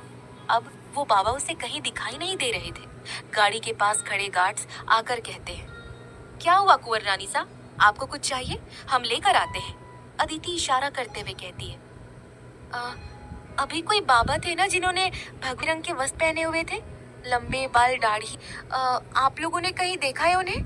अदिति की बात सुनकर दोनों गार्ड्स एक दूसरे को नाव में सिर हिलाकर देखते हैं। अदिति आसपास उम्मीद से देखती है। तब तक अद्वैत आ जाता है और अदिति के सामने खड़े होकर कहता है, क्या हुआ, कुछ चाहिए? हम लेकर आते हैं। अदिति नाव में सिर हिलाकर कहती है, हमें घर जाना है। अद्वैत हाँ में सिर हिलाता है। अदिति अंदर बैठ जाती है। अद्वैत भी दूसरी साइड आकर बैठ जाता है। उनकी गाड़ी जेब से निकल जाती है। अदिति अद्वैत को पर्स देती है और कहती है, हमने इनमें से कुछ पैसे लिए थे, वो हमारा पर्स हम जल्दी में ला नहीं पाए। एक बाबा थे, उनको कुछ दान दिया, इसीलिए। ये सुन अद्वैत बोला, कोई बात नहीं, जो कुछ भी है तुम्हारा ही तो है, तुम जब मर्जी चाहे इनमें से पैसे निकाल सकती हो। अदिति अद्वैत को देखती है। जितने पैसे अद्वैत के पर्स में थे उतने तो उसके बाबा साहब ही नहीं रखते होंगे। अदिति अद्वैत को देखकर कहती है, आप दिन में कितना कमा लेते हैं? ये सुन अद्वैत अदिति को देखता है और कहता है, क्यों, क्या ऐसे, मतलब क्या हुआ, ऐसे अचानक क्यों पूछ रही हो? ये सुन अदिति हाँ में सिर हिलाकर कहती है, नहीं वो जब से शादी हुई है हमने तो आपको पूछा भी नहीं कि आपके महीने की सैलरी कितनी है। ये सुन अद्वैत अपने मूंछों को ताव देते हुए कहता है, 10,000 करोड़। अदिति ये सुनकर हैरान हो जाती है कि महीने का 10,000 करोड़। तभी उसे अद्वैत की आवाज आती है, एक दिन का 10,000 करोड़। अदिति ये सुनकर खांसने लगती है, उसे खांसी आ जाती है। वहीं अद्वैत अदिति को अपने करीब खींच लेता है। उसकी पीठ सहलाते हुए वो कहता है, तुम्हें क्या लगा, महीने का? नहीं नहीं हुक्मरानी सा, आपके हुक्म सा इस देश के मालिक है। हमारी प्रताप इंडस्ट्री देश को आधे से ज्यादा बिजली, इंटरनेट, गैस, पेट्रोल ये सब प्रोवाइड कराती है। आपके हुक्म राजा है, राजा। उनके एक इशारे में सारे पॉलिटिशियन खत्मों में होते हैं। अदिति ये सुनकर मुस्कुरा देती है और कहती है, आप इतने पैसों का करते क्या है? अद्वैत ये सुनकर अदिति के नाक को हल्का सा छू कहता है, बिजनेसमैन की बीवी होकर ऐसा सवाल करती हो? अदिति ये सुनकर नीचे देखने लगती है। तभी अद्वैत बोला, नई नई जगहों पर इन्वेस्ट करते हैं, या अभी भी 2 प्रोजेक्ट पर काम चल ही रहा है। एक बड़ा सा पार्क बन रहा है और एक बड़ा सा मॉल। अदिति अद्वैत की बात ध्यान से सुनती है और दोनों ऐसे ही बैठे बैठे अपनी हवेली चित्तौड़गढ़ पहुंच जाते हैं। क्या होगा आगे कहानी में, जानने के लिए सुनते रहिए प्रतिलिपि FM।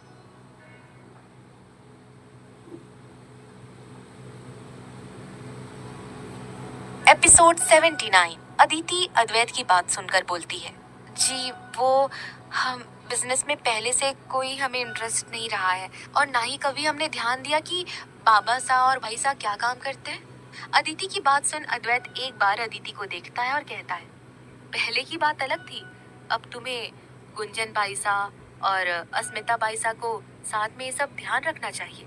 अद्वैत की बात सुनकर अदिति हाँ में सिर हिलाती है। तभी अद्वैत कहता है, वैसे तुम कहाँ तक पढ़ी हो?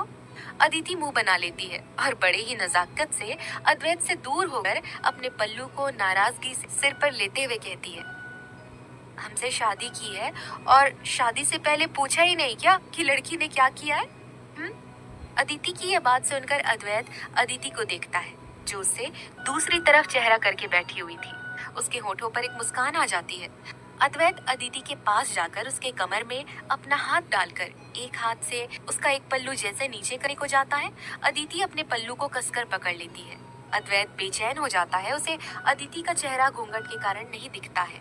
वो अपना माथा साइड से अदिति के माथे से जोड़कर कहता है, कमाल है ना, घूंघट और मर्यादा में तुम रहती हो और तुम्हारी ये मर्यादा देखकर बेचैन हम होते हैं। अदिति अंदर ही अंदर हंस रही थी। वो अद्वैत से खुद को छुड़ाने में लगती है। अद्वैत ये देखकर अदिति को और कसकर पकड़ लेता है और उसे खुद के अंदर समाने लगता है। अदिति उसे छूटने की कोशिश करती है। अद्वैत उसे अपने बाहों में पूरी तरह से ले लेता है। ये देख अदिति धीरे से कहती है, ये क्या कर रहे हैं हुकुम साहब? छोड़िए ना, कोई हमें देख लेगा, आगे ड्राइवर गाड़ी चला रहे हैं, छोड़िए। ये सुन अद्वैत बोला, बीच में पार्टीशन है, कौन देखेगा हमें? और गाड़ी में पूरे काले कांच लगे हुए हैं, जिसे प्राइवेसी कांच कहते हैं, जिससे बाहर का कोई भी हमें नहीं देख सकता। अब बताएं, क्या कह रही थी आप? हमें नहीं पता था कि तुम पढ़ी लिखी नहीं हो। कहकर वो अदिति के घूंघट को ऊपर करके अदिति की चिन पकड़कर अदिति की आंखों में देखते हुए कहता है, इतना तो हमें पता है कि तुमने ग्रेजुएशन की है, पर कौन से फील्ड में की है हमें ये नहीं पता। वैसे हमें ये भी नहीं पता कि तुम्हें क्या पसंद है, आगे पढ़ना है कि नहीं, ये भी हमें नहीं पता। अदिति अब खुद को छुड़ाने की हरकत बंद कर देती है। अद्वैत के होठों पर तिरछी मुस्कान आ जाती है। अदिति इधर उधर आंखें मटकाने लगती है। अद्वैत ध्यान से अदिति के एक एक एक्सप्रेशंस को देख रहा था। अदिति धीरे से कहती है, हमने बीएससी किया है केमिस्ट्री में। बाबा साहब हमें लैब टेक्नीशियन बनाना चाहते थे, पर हमें उसमें कोई भी इंटरेस्ट था ही नहीं। हमने उनकी खुशी के लिए बीएससी ले लिया था। अद्वैत एकटक अदिति की बातें सुन रहा था। वो पूछता है, तो तुम्हें किस में इंटरेस्ट है? तुम क्या पढ़ना चाहती हो? अदिति ये जैसे ही सुनती है वो कुछ बताना चाहती थी। वैसे ही अद्वैत का फोन बजता है। अद्वैत अदिति को छोड़कर फोन उठाता है। अदिति चुप हो जाती है। अद्वैत फोन पर अपने किसी क्लाइंट से बात करने लगता है और धीरे धीरे वो अपना लैपटॉप ऑन करके कुछ डिस्कस करने लगता है। वहीं अदिति थोड़ा दूर होकर अच्छे से बैठ जाती है और बाहर देखने लगती है। बाहर देखते देखते उसे गहरी नींद आ जाती है। अद्वैत 1 घंटे तक फ्री नहीं हुआ। वो अपने काम में ही लगा हुआ था। थोड़ी देर बाद शाम के 7 बजे उनकी गाड़ी आकर प्रताप महल पर आकर रुकती है। 2 गार्ड आकर अदिति और अद्वैत की तरफ का दरवाजा खोलते हैं। अदिति और अद्वैत दोनों दरवाजे पर आते हैं। तभी गीता जी उन्हें रोक लेती है। अदिति ये देखकर परेशान हो जाती है कि कहीं उसे डांट न पड़ जाए कि अदिति ने उनसे कुछ कहा क्यों नहीं। वो थोड़ा डर गई थी। वहीं गीता जी आगे आकर अद्वैत और अदिति की आरती उतारकर उनकी नजरें उतारने लगती है और उन्हें अंदर आने को कहती है। अद्वैत अंदर आता है। अदिति भी धीरे धीरे अपना घूंघट संभाल कर अंदर आ रही होती है। तभी गीता जी अदिति के कान में धीरे से कहती है, बिंदनी, कोनो खुशखबरी हो तो बोल देना, हम तैयार हैं। ये सुन अदिति के गाल लाल हो चुके थे। वो शर्मा के नाम में सिर हिलाकर ऊपर जल्दी से अपने कमरे में चली जाती है। गीता जी, दादी सा, काकी सा सभी हंसने लगती हैं। वहीं अद्वैत अभी भी फोन पर था। वो पीछे मुड़कर अदिति को इस तरह भागता देख हैरान था। वो भी अपना फोन रखकर ऊपर की ओर जाने लगता है। तभी गीता जी बोली, रुको रुको कुंवर सा, देखो तो कितनी जल्दी है खुद के मरवण के पास जाने की। 2 दिन तो उनके साथ रहकर आए हो, अब जरा अपने माँ सा को भी कुछ वक्त दे दो। अद्वैत ये सुनकर कहता है, वो हमें थोड़ा फ्रेश होना है, फिर हम आते हैं आपके पास बैठने। आखिरी शब्द अद्वैत ने थोड़ा जोर देकर कहा था। ये सुन गीता जी मुस्कुराने लगती है। गीता जी कहती है, हाँ हाँ हाँ, जाइए जाइए, बीवी के मुंह में पागल जो हो गए हैं, हमारी कहाँ सुनेंगे अब। तभी अद्वैत मुड़कर सख्ती से बोला, हम कभी भी किसी के गुलाम नहीं है और ना ही कभी होंगे। ये बात हम पहले से कहते आए हैं। चलिए बैठते हैं, क्या बात करनी है आपको हमसे। कहकर अद्वैत वहीं शान से सोफे पर बैठ जाता है। गीता जी भी वहीं सोफे पर बैठ जाती है और इधर उधर की बातें करने लगती है। वहीं अद्वैत किसी राजा की तरह बैठा था और बार बार ऊपर देख रहा था। उसका मन ऊपर की ओर था और बेचैन हो रहा था। अद्वैत का ध्यान अपनी मासा की बातों में बिल्कुल भी नहीं था। उसका ध्यान ऊपर ही था, अपनी मलाई कुल्फी की तरफ। वो अभी क्या कर रही होगी, अदिति इस तरह से क्यों भागी, यही सब बातें उसके दिमाग में चल रही थी। वहीं गीता जी बार बार अद्वैत से पूछती हैं, कुंवर साहब का ध्यान कहाँ है, हम आपसे कुछ पूछ रहे हैं। अद्वैत की तंद्रा टूटती है और वो कहता है, अब हाँ हाँ, आप कुछ कह रही थी। गीता जी मुस्कुरा कर कहती है, नहीं नहीं, हम कुछ नहीं कह रहे थे, जाइए, आपको फ्रेश होना होगा, बहुत दूर से आए हैं ना। हम भी कहाँ इतनी सारी बातें लिए बैठ गए। अद्वैत इतना सुनते ही बोला, हाँ हाँ ठीक है, हम फ्रेश होना है, हमें भी जाते हैं। कहकर वो वहां से चला जाता है। वहीं गीता जी और दादी सा हंसने लगती है। दादी सा हंसते हुए कहती है, कुंवर साहब बोल रहे हैं कि वो किसी के गुलाम नहीं है, पर उन्हें ये बात पता ही नहीं कि उन्हें अपने पत्नी की आदत सी हो चुकी है। हो चुके हैं अपने पत्नी के गुलाम, पर कौन समझाए। ऐसे लक्षण रहे तो हम जल्दी ही दादी सा तो जरूर बन जाएंगे। गीता जी भी हाथ जोड़कर कहती है, सही कहा मासा, ये इच्छा भी हमारी जल्दी पूरी हो जाएगी और जल्दी से नन्हे बच्चों की आवाजें इस घर में गूंजने लगेंगी। दादी सा भी हाथ जोड़ लेती है और वहीं अद्वैत कमरे के अंदर जल्दी से आता है, पर पूरा कमरा खाली था, उसे कोई दिखाई नहीं देता। अद्वैत बेचैन हो जाता है। अद्वैत के हाथ और गर्दन की नसें फूलने लगती हैं। अद्वैत जल्दी से वॉशरूम में जाता है, वॉशरूम में भी कोई नहीं था। अद्वैत गहरी सांस लेकर बालकनी में जाता है, वहां भी कोई नहीं था। अद्वैत बेचैन होकर मिरर के सामने हाथ खड़ा करके नीचे देख रहा था। उसके चेहरे पर अब गुस्सा आने लगा था। आखिर अदिति कैसे कहीं जा सकती है, जबकि उसे पता है कि अद्वैत कमरे में आएगा, वो उसे कमरे में ही चाहिए। अद्वैत गुस्से से अपना हाथ सामने मिरर पर रखकर खड़ा ही था, तभी उसके कंधे पर कोई हाथ रख उसकी ओर देखता है। अद्वैत धीरे से अपनी गर्दन पीछे करके देखता है। अद्वैत एकटक मुस्कुराती हुई अदिति को बिना किसी भाव के देखने लगता है और आगे मुड़ जाता है। वो इतना बेचैन कभी नहीं हुआ था। वो गुस्से से आगे देखता है, तभी अदिति उसके पीछे चली जाती है। अद्वैत एक बार फिर पीछे मुड़ता है, पर अदिति को अपने सामने ना पाकर हैरान हो जाता है। अदिति धीरे से पीछे से आकर अद्वैत के हाथ के नीचे से उसे देखने लगती है और हल्की हल्की फूंक मारने लगती है। अपने कान और गाल पर किसी की फूंक महसूस करके अद्वैत आगे देखता है और अदिति को सामने देखता ही रह जाता है। अदिति मुस्कुराकर अपने होठों को गोल गोल घुमाकर पाउट बनाती है और हवा में एक किस देकर अपने चेहरे पर बड़ा सा घूंघट लेकर अद्वैत को धक्का मारकर वहां से बेड की तरफ आ जाती है। अद्वैत संभल ही नहीं पाता और सीधा सोफे पर जोर से गिरता है, पर इस बीच उसकी आंखें अदिति के ऊपर ही थी। अद्वैत खुद को संभाल किसी राजा की तरह बैठकर गुस्से से अदिति को घूरता है। वहीं अदिति की पीठ अद्वैत की तरफ थी। वो अपनी आंखें बीच कर खड़ी हुई थी। उसे एहसास हो रहा था कि अनजाने में धक्का थोड़ा जोर से लग चुका था। अद्वैत अपना एक हाथ सोफे पर रखकर कहता है, हमारे पास आओ। ये सुन अदिति कसकर घूंघट पकड़ लेती है और जरा सा भी नहीं हिलती। अद्वैत वापस से अपनी भारी आवाज में कहता है, हमने कहा हमारे पास आओ। अदिति गहरी गहरी सांसें लेने लगती है। क्या होगा आगे कहानी में, जानने के लिए सुनते रहिए प्रतिलिपि एफएम।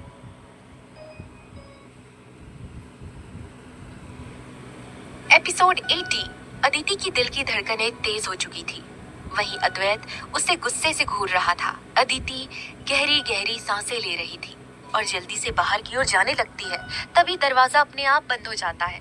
अदिति की आंखें और बड़ी हो जाती है। वो धीरे से पीछे मुड़कर घूंघट में से ही अद्वैत को देखती है, जिसके हाथों में फोन था और वो किसी राजा की तरह बैठा था और अदिति को ही अपनी काली गहरी आंखों से देखे जा रहा था। अदिति जेब जाती है और आगे देखने लगती है। तभी उसके कानों में आवाज आती है, तुम आ रही हो हमारे पास कि हम ही खड़े होकर वहां आए? अगर हम वहां आए तो तुम हमसे बच नहीं पाओगी। अदिति खुद के पल्लू को पकड़कर खड़ी थी और धीरे से मुड़कर अपने हुक्म के पास आ जाती है। अद्वैत उसे ऊपर से नीचे तक एकटक देखता है। अद्वैत जैसे ही अदिति का हाथ पकड़ उसे खींचता है, उसका हाथ नीचे गिर जाता है, जिसे देख अद्वैत हैरान था। वहीं अदिति मुस्कुरा रही थी और वहां से वापस जाने को होती है। उससे पहले ही अद्वैत उसकी बाहों को पकड़ लेता है और खींचकर उसे अपनी गोद में बिठाता है। अदिति का दिल धक धक करने लगा था, उसे शर्म आने लगी थी। वहीं अद्वैत अदिति के हाथों को देखता है, जिस पर तेल लगा हुआ था, जो अदिति ने जानबूझकर लगाया था ताकि अद्वैत पकड़े तो उसके हाथ फिसल जाए और हमारी अदिति आसानी से भाग सके। ये देख अद्वैत तिरछा मुस्कुरा कर कहता है, अपने हुक्म से चालाकी? शायद भूल गई कि हम तुम्हारे हुक्म है। सिर्फ तुम्हारी पायल की आवाज से दूर से पहचान लेते हैं और तुम उनसे बचने की चालाकी कर रही हो। अदिति ये सुनकर मुस्कुराती है। अद्वैत उसे कमर से कसकर पकड़ लेता है और उसे अपनी तरफ करके अदिति का चिन पकड़ के कहता है, हम जब भी कमरे में आए तुम हमें हमारे सामने चाहिए। तुम्हारा चेहरा देखे बिना हमें सुकून नहीं मिलता। Do you understand? ये बात सुनकर अदिति मदहोशी से अद्वैत को देखती है। अद्वैत की इन बातों से उसे कुछ कुछ हो रहा था, मानो अद्वैत अदिति को वश में कर रहा हो। वो अद्वैत का सवाल सुन अपने आप ही हाँ में सिर हिला देती है। वहीं अद्वैत धीरे से अदिति के तेल वाली हथेली को अपने हाथों में लेता है और अदिति घूर कर अपने होठों को हल्का सा दबा लेती है, जिससे अदिति की सांसें गहरी होने लगती है और अपनी आंखें वो बंद कर लेती है। अद्वैत धीरे धीरे आगे बढ़कर अदिति के गुलाबी सॉफ्ट होठों पर अपने होठ रखता है। अदिति अपने हाथों को अद्वैत के हाथ से छुड़ाकर उसके शर्ट को पकड़ लेती है। अद्वैत अदिति की कमर को कसकर दबाने लगता है। अदिति की आंखें कसकर बंद हो जाती है और दोनों दुनिया से बेखबर होकर एक दूसरे को किस करने लगते हैं। अदिति धीरे धीरे अद्वैत पर गिरती जा रही थी और अद्वैत अपने सिर को सोफे पर रख देता है। दोनों की आंखें बंद थी, दोनों ही अपनी सारी थकान को दूर कर रहे थे। तभी उनके रूम का दरवाजा नॉक होता है। अद्वैत अदिति दोनों होश में आते हैं और एक दूसरे को देखने लगते हैं। अदिति शर्म से अपनी आंखें इधर उधर दौड़ा रही थी। वहीं अद्वैत मुस्कुराकर एकटक अपनी मरवंड का चेहरा देखने लगता है। तभी उनके कानों में आवाज आती है, भाई साहब, भाभी साहब, खाना बन चुका है और रात के 9 बज चुके हैं। आप दोनों नीचे आ जाइए या फिर हम खाना ऊपर भिजवा दें। अदिति खुद को ठीक करते हुए कहती है, जी हम आ रहे हैं। अस्मिता ये बात सुनकर बाहर चली जाती है। वहीं अदिति खुद को ठीक करके खड़ी हो जाती है और अद्वैत बस उसे मुस्कुराते हुए देखे जा रहा था। अदिति शर्मा रही थी और सोफे पर रखा कुशन फेंक कर कहती है, ऐसे ना देखिए हुकुम, हमें शर्म आ रही है। अद्वैत खड़ा होता है और खुद के शर्ट को देखता है, जिसे अदिति ने मुट्ठी में कस के पकड़कर सारी स्त्री को बिगाड़ दिया था। वो शर्ट निकालते हुए आगे आता है। तो हम कैसे देखें तुम्हें? तुम ही कहो, हमारी नजर कैसी पसंद है तुम्हें? अदिति पीछे जाते हुए कहती है, हुकुम साहब प्लीज हमें परेशान मत कीजिए, हमें नीचे जाना है खाना खाने के लिए। अद्वैत अपना शर्ट निकाल के आगे आता है और कहता है, पर हमें तो कुछ और ही खाने का मन कर रहा है, तो क्या हम वो खा लें? अदिति ये सुनकर शर्मा जाती है और वहां से जाने को होती है। तभी अद्वैत उसके हाथों को पकड़ लेता है। अदिति की धड़कन तेज चलने लगती है। अद्वैत उसके हाथ में अपना पुराना शर्ट देकर कहता है, हमें नई शर्ट मिलेगी? अदिति हाँ में सिर हिलाती है और अद्वैत के लिए नई शर्ट लेकर आती है। अद्वैत वही शर्ट को पहनने लगता है और मंद मंद मुस्कुराकर अदिति को देखने लगता है। वहीं अदिति नीचे देखते हुए बस शर्माए जा रही थी। अद्वैत को बहुत अच्छा लग रहा था उसे इस तरह से शर्माते हुए देखकर। उसके दिल को सुकून मिल रहा था। दोनों साथ में नीचे चले आते हैं। अदिति नीचे आकर अद्वैत को सर्व करती है। अद्वैत आंखों से उसे बैठने को कहता है और अदिति उसके बगल वाली चेयर पर बैठ जाती है और सब लोग मिलकर पूरा परिवार खाना खाने लगता है।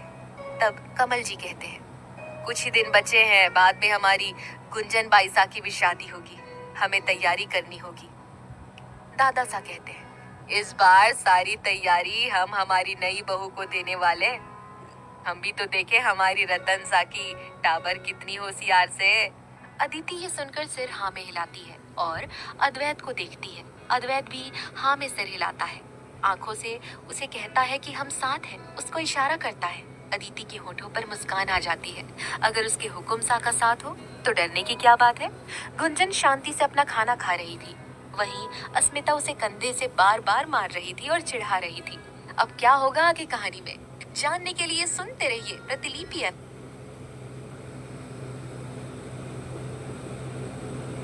एपिसोड 81। सुबह के 5 बजे अद्वैत के फोन का अलार्म बजने लगता है। अद्वैत की नींद धीरे धीरे टूटने लगती है। अद्वैत धीरे से बगल में लेटी अदिति को देखता है, जो ब्लैंकेट के अंदर उसके शर्ट में थी और थकी हुई थी। दोनों 2 घंटे पहले ही सोए थे, या कहें अद्वैत ने अदिति को 2 घंटे पहले ही सोने दिया था। वो अदिति को पूरी रात अपने प्यार के आगोश में लिए लेटा हुआ था।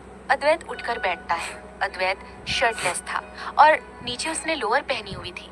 वो एक बार अदिति को देखकर उसके माथे को चूमता है और धीरे से कहता है, उठ जाओ मलाई कुल्फी, उठो। ये सुन अदिति कसमसाने लगती है पर उठती नहीं है। अद्वैत वापस से कहता है, मलाई कुल्फी उठो, चलो हम एक्सरसाइज भी करनी है, चलो उठो। अदिति अपनी आंखों को मसलते हुए कहती है, क्या हुकुम सा, सोने दीजिए ना, रात को भी सोने नहीं दिया था आपने। कहकर वो नींद में ही सच कह लेती है। अद्वैत की होठों पर तिरछी मुस्कान आ जाती है और वो खड़ा होकर फ्रेश होने चला जाता है और फ्रेश होने के बाद बेड पर वापस आकर अपनी भारी आवाज में कहता है, अदिति उठ जाओ, 5:30 होने वाले हैं, तुम्हें एक्सरसाइज करना है ना, तुम्हारे एक्सरसाइज का टाइम हो रहा है, चलो उठो। अदिति अब धीरे धीरे अपनी आंखें खोलती है और थोड़ा सा मुंह बनाकर अद्वैत को देखती है। अद्वैत उसे उठने का इशारा करता है। अदिति चादर को अपने साथ पकड़कर ही कपड़े बदलने वॉशरूम में चली जाती है। अद्वैत वहीं अपने बालों को बनाता है और अदिति के आने का इंतजार करता है। अदिति 5 मिनट में ही टी-शर्ट और ट्रैक पैंट पहने कमरे में आती है। अद्वैत उसे जिम में ले जाता है। अदिति तो अभी भी नींद में ही थी और कई बार उबासियां ले चुकी थी। अद्वैत दोनों के लिए योग मैट बिछा देता है। अदिति और अद्वैत उस पर बैठ जाते हैं। अद्वैत अपनी भारी आवाज में बोला, 2 दिन से हमने कोई एक्सरसाइज नहीं की है, अब से रेगुलर करनी होगी। अदिति नींद में ही बोली, डॉक्टर ने दवाई दी है ना हुकुम साहब, प्लीज हमें सोने दीजिए ना आप। अद्वैत घूर कर अदिति को एक नजर देखता है। अदिति सकपका जाती है और मुंह पर उंगली रख लेती है। अद्वैत जैसे जैसे कसरत करता है, अदिति उसे फॉलो करके योगा करने लगती है। आखिर में अदिति और अद्वैत प्राणायाम करते हैं। अदिति अपनी आंखें बंद कर लेती है और कब गहरी नींद में चली जाती है उसे ही नहीं पता चलता। वहीं अद्वैत स्थिर बैठा हुआ था और अदिति सो रही थी। अद्वैत अपनी आंखें खोलकर अदिति को भी अब उठने को कहता है, पर अदिति की ओर से कोई हलचल नहीं होती। अद्वैत ये देखकर हैरान हो जाता है। वो अदिति के पास जाकर जैसे ही अदिति को हिलाता है, अदिति उसकी बाहों में झूल जाती है, जिसे देखकर अद्वैत परेशान हो चुका था। वो जैसे ही अदिति को उठाने जाता है, उसे मालूम चलता है कि अदिति तो सो चुकी है। अद्वैत अदिति को गुस्से से घूरता है और अदिति को छोड़ देता है। अदिति पीठ के बल नीचे गिर जाती है और उसकी सारी नींद उड़ जाती है। अदिति धीरे धीरे अपने कमर को मसलते हुए अपनी आंखें खोलती है और ऊपर सामने देखती है। अद्वैत के हाथ बंधे हुए थे और वो गुस्से से उसे घूर रहा था। अदिति सकपका जाती है और खड़ी हो जाती है। अद्वैत कुछ बोलता उससे पहले ही अदिति मुंह बिगाड़ के वहां से चली जाती है। अद्वैत खुद को बोलता हुआ उसे रोकता है और कमर पर हाथ रख के गुस्से से गहरी सांसें भरता है। अदिति कमरे में आकर वॉशरूम चली जाती है और फ्रेश होकर नहा धोकर कमरे में आती है और खुद सिर पर घूंघट ले लेती है। अद्वैत भी कमरे में आता है और अदिति को देखता है, जो उससे नाराज होकर घूंघट लिए बेडशीट सही कर रही थी। वो अब पहले नहाने चला जाता है और नहाने के बाद तैयार होकर कमरे में आता है। अद्वैत मिरर के सामने आकर अपने बालों को सेट करता है और अदिति को देखता है, जो सूखे हुए कपड़े वार्डरोब में ले जा रही थी। अद्वैत को अदिति का चेहरा देखना था, उससे बातें करनी थी, पर उसकी मरवण आधे से ज्यादा तो उससे नाराज और फूली हुई रहती है। अदिति जैसे ही कपड़े रख के कमरे में आई, अद्वैत तुरंत उसे अपनी बाहों में खींचकर उसके घूंघट को नीचे गिराता है और अदिति के दोनों गाल को पकड़कर उसके चेहरे को एकटक जी भर के देखने लगता है। वहीं अदिति हैरानी से अपनी बड़ी बड़ी आंखों से अद्वैत को एकटक देखने लगती है। कितनी बार कहा है हमने, हमसे ये चेहरा छुपा के ना रखें। अदिति अपनी नजरें घुमा के कहती है, नाराज भी आप खुद ही करते हैं, जिसके बदले हम घूंघट ले लेते हैं। अद्वैत अब बड़े ही दीवानगी से कहता है, नाराजगी किस बात की हमारी मरवट, रात को प्यार करते हैं, उसका क्या, हमारा पास आना पसंद नहीं आता क्या। अदिति ये सुनकर अद्वैत को देखती है और ना में सिर हिलाकर शिकायती लहजे में कहती है, आप ना हमें सोने ही नहीं देते हैं, ये सुनकर अद्वैत के चेहरे पर डेविल स्माइल आ जाती है। वहीं अदिति की पलकें झुक जाती है। अद्वैत उसके माथे पर किस करके कहता है, आज ठीक है, आज से तुमको 1 बजे सोने दे देंगे। ये सुनकर अदिति मंद मंद मुस्कुराने लगती है। अद्वैत उसके माथे को किस करता है और कहता है, आज हम जल्दी जा रहे हैं, नाश्ता भी ऑफिस में ही करेंगे। अदिति हाँ में सिर हिलाती है। अद्वैत लैपटॉप का बैग लेकर वहां से चला जाता है। अदिति भी नीचे जाकर थोड़ा बहुत काम निपटाकर अपने कमरे में आती है और अपने वार्डरोब को साफ करने लग जाती है। तभी साफ करते हुए उसकी कुछ किताबें मिलती है। अदिति उन सारी किताबों को अच्छी तरह से रखना चाहती थी, इसीलिए वो उन्हें बेड पर रख देती है। तभी अस्मिता कमरे में आती है और कहती है, भाभी साहब क्या हम अंदर आ सकते हैं? अदिति कहती है, हाँ क्यों नहीं, आपका अपना कमरा ही समझिए। अस्मिता कहती है, क्या कर रही हैं आप? अदिति कहती है, बस कुछ किताबें थी जिन्हें एक बैग में पैक करके रख दूंगी। अस्मिता किताबें देखते हुए कहती है, यूपीएससी की तैयारी की किताबें? क्या आपको अफसर बनना था भाभी साहब? अदिति किताबों को देखते हुए मुस्कुरा कर कहती है, जी बिल्कुल, हमें बनना था, पर बाबा साहब चाहते थे कि हम रिसर्च लैब में उनके साथ काम शुरू करें, तो हमें बीएससी करवा दिया। अस्मिता बुक्स को देखते हुए कहती है, तो इन बुक्स का क्या करना है? आप ये सब पढ़ पाएंगी और कब कुछ करेंगी? ये सुन अदिति अस्मिता को देखती है और धीरे से कहती है, एक राज की बात कहें आपसे, हमने अभी तक किसी से कही नहीं है, वादा करें आप भी नहीं कहेंगी। अस्मिता अदिति के हाथ में हाथ रखकर कहती है, वादा है, कहिए ना भाभी साहब। अदिति कहती है, हमने चुपके से यूपीएससी की एग्जाम दी है और कभी भी रिजल्ट आ सकता है, और हम सबसे यही कहते आए हैं, हमें आगे पढ़ना है, पर किसी को पता ही नहीं कि हमने एग्जाम दी है। अब देखते हैं क्या होता है। ये सुन अस्मिता हैरान हो जाती है, उसे यकीन नहीं हो रहा था कि अदिति के बारे में वो सब ये सुन अस्मिता हैरान हो जाती है, उसे यकीन नहीं हो रहा था अदिति के बारे में ये सब सुनकर। वो हकलाते हुए कहती है, भाई साहब को पता है इस बारे में? अदिति ना में सिर हिलाती है और कहती है, हम कोई बात करने जाते हैं तो वो बिजी हो जाते हैं, हमें मौका ही नहीं मिलता कि आखिर हम कैसे कहें, फिर सोचा रिजल्ट के बाद ही कुछ कहेंगे। अस्मिता हाँ में सिर हिलाती है। तभी अदिति के फोन में एक नोटिफिकेशन आता है। अस्मिता के पास फोन होने के कारण वो मैसेज देख लेती है और अब वो जोर से चिल्लाती है। क्या होगा आगे कहानी में, जानने के लिए सुनते रहिए प्रतिलिपि एफएम।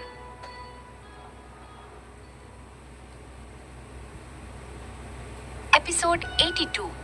अदिति के फोन की नोटिफिकेशन बजती है। अस्मिता के पास उसका फोन रखा हुआ था। वो नोटिफिकेशन देखती है जिसमें शीतल का मैसेज आया हुआ था। अस्मिता ऊपर से मैसेज पढ़ लेती है जिसमें लिखा था, अदिति तुमने यूपीएससी की एग्जाम फर्स्ट अटेम्प्ट में ही क्लियर कर दी है। तुम्हारा सपना सच होगा कि तुम एक डिप्टी कलेक्टर बन सकती हो। ये मैसेज पढ़कर अस्मिता खुशी से चीखती है। अस्मिता को इस तरह से चिल्लाते देख अदिति डर जाती है और वो जेब की कहती है, क्या हुआ ननंसा, आप ठीक तो हैं? हम आपके भाई साहब को फोन करें? अस्मिता खड़ी होकर अदिति के साथ गोल घूमने लगती है। अदिति को कुछ समझ नहीं आता तो वो कहती है, ननंसा संभल के, आप और हम दोनों गिर जाएंगे।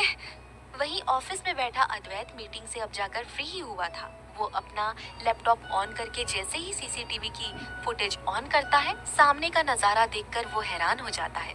अदिति और अस्मिता दोनों ही गोल गोल घूम रहे थे और दोनों की रफ्तार बहुत तेज थी, जिसे देख अद्वैत गुस्से से जल्दी से अपने हाथों में फोन लेता है और अस्मिता को फोन लगाता है। अपने जेब में जैसे ही फोन की वाइब्रेशन सुनती है अस्मिता, वो रुक जाती है और झटके से अदिति को छोड़ देती है। अदिति खुद को संभाल नहीं पाती और सीधा सोफे पर जाकर गिरती है। अद्वैत ये देखकर और गुस्सा हो जाता है। अस्मिता अपनी जींस की जेब में से फोन निकालती है और भाई साहब का नाम देखकर हैरान हो जाती है।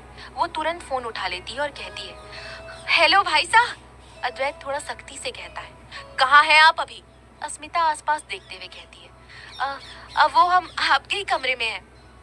अद्वैत गुस्से से कहता है, सुबह हमने जो काम दिया था वो आपने कर लिया? अस्मिता सोच में पड़ जाती है, आखिर कौन सा काम करना था उसे तो याद ही नहीं आ रहा था। तभी अद्वैत उसके चेहरे के भाव को समझकर कहता है, हमने कहा था ना कि एक प्रेजेंटेशन चाहिए 4 बजे से पहले, काम हुआ कि नहीं बताइए? अद्वैत की बात सुनकर अस्मिता को वो काम याद आता है। वो बोली, भाई साहब वो काम हो चुका है, सिर्फ 1-2 स्लाइड बाकी है, हम आपको 1-2 घंटे में भेज रहे हैं। अद्वैत कहता है, फौरन भेजो और अपनी भाभी साहब को संभालो, देखो उन्हें कोई चोट तो नहीं लगी है। अस्मिता कुछ कहती या बोलती उससे पहले ही अद्वैत फोन कट कर देता है। अस्मिता सोच में पड़ जाती है कि आखिर अद्वैत को कैसे मालूम हुआ कि अदिति नीचे गिर गई है। वो अदिति के पास जाती है और कहती है, अब भाभी साहब ठीक तो है ना, चोट तो नहीं आई? अदिति ना में सिर हिलाती है और कहती है, हम ठीक है, अच्छा हुआ हम सोफे पर गिरे वरना चोट लग जाती है ना। कहकर वो मुस्कुराती है। अद्वैत जैसे ही फोन रख के लैपटॉप में देखने को होता है तभी वहाँ कार्तिक आकर कहता है, बॉस मिस्टर शेखावत आपसे मिलने आए हैं।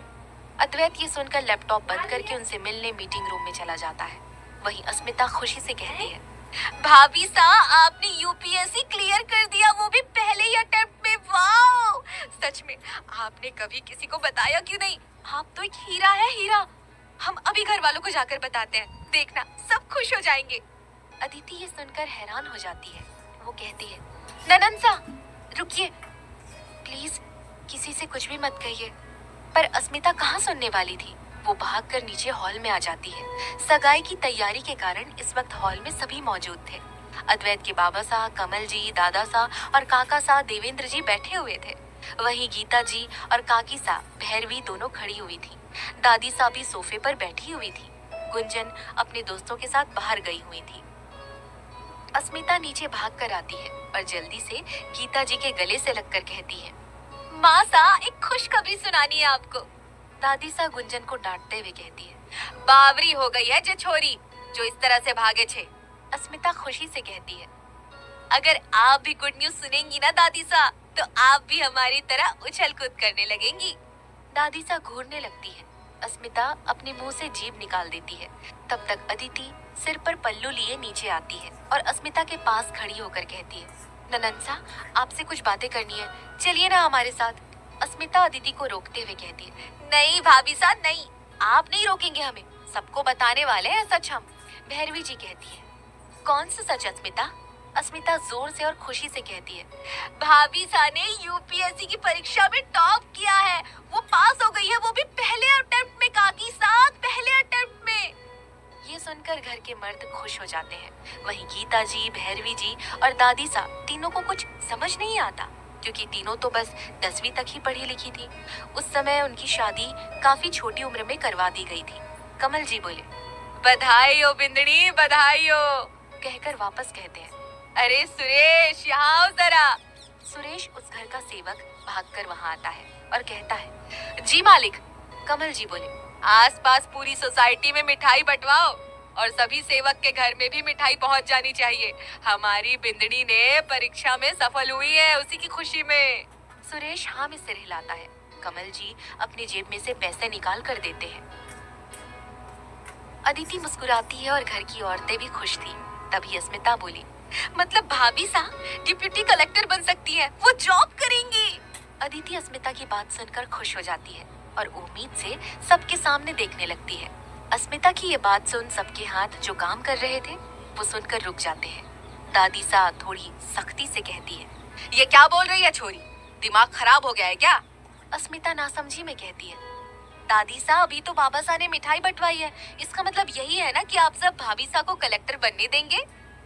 गीता जी कुछ बोलती उससे पहले कमल जी बोले, देखो अस्मिता बेटा, हमारी घर की औरतें बाहर ऐसे नौकरी करने नहीं जाती और ना ही कभी जाएंगी। अस्मिता ये सुनकर हैरान हो जाती है और कहती है, आखिर क्यों बाबा साहब? वहीं अदिति का दिल टूट जाता है। फिर भी होठों पर मुस्कान लिए वो अस्मिता का हाथ पकड़कर कहती है, ननंसा ऐसे सवाल नहीं करते हैं, बाबा साहब हैं आपके, उन्होंने जो कह दिया वो कह दिया। अस्मिता अदिति का हाथ पकड़कर कहती है, भाभी साहब पर हमें हमारे सवाल का जवाब चाहिए। आखिर ऐसा क्यों है, जबकि हमारी फैमिली में हमें गुंजन बाई साहब को पढ़ने का कोई रोक टोक नहीं रखा। आप भी पढ़ी लिखी है तो नौकरी करने में आखिर रोक टोक क्यों है, क्यों? तभी अस्मिता के कानों में किसी के गला खराश करने की आवाज आती है। अस्मिता उस ओर देखती है, सामने उसके दादा साहब थे। अस्मिता उनके पास जाकर बोली, दादा साहब आप तो बड़े हैं, आप तो कुछ कहिए, आखिर ऐसा क्यों है, क्यों घर की बहुओं को नौकरी करने की परमिशन नहीं है?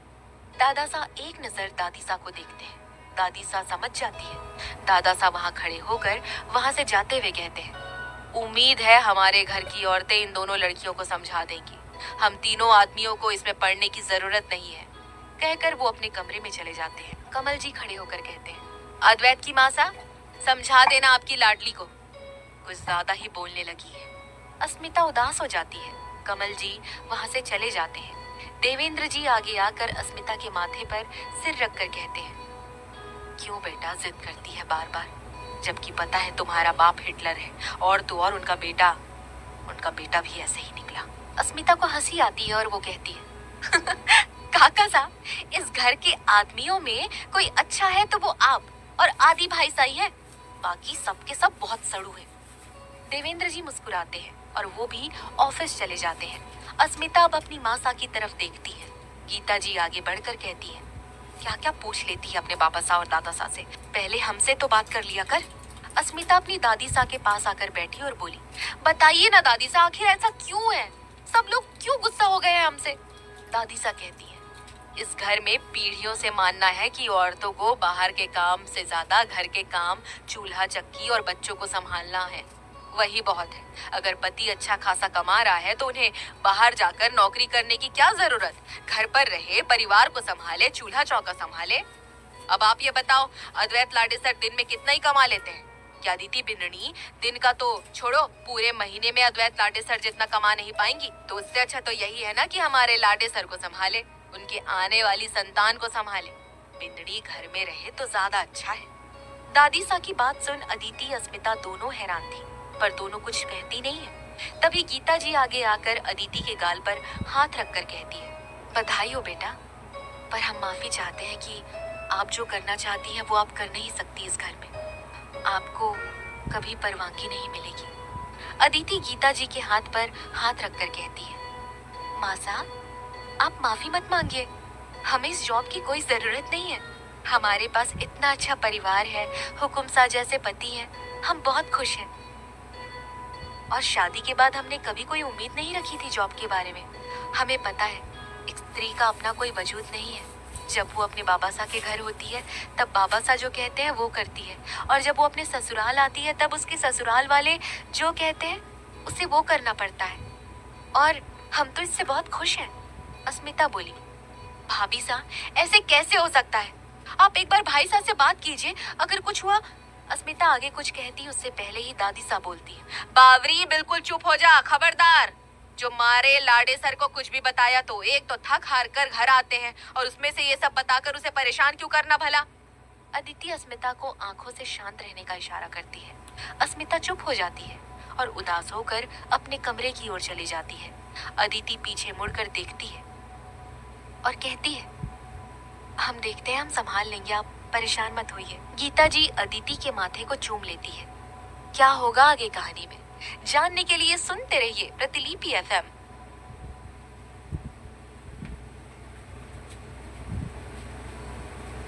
एपिसोड 83।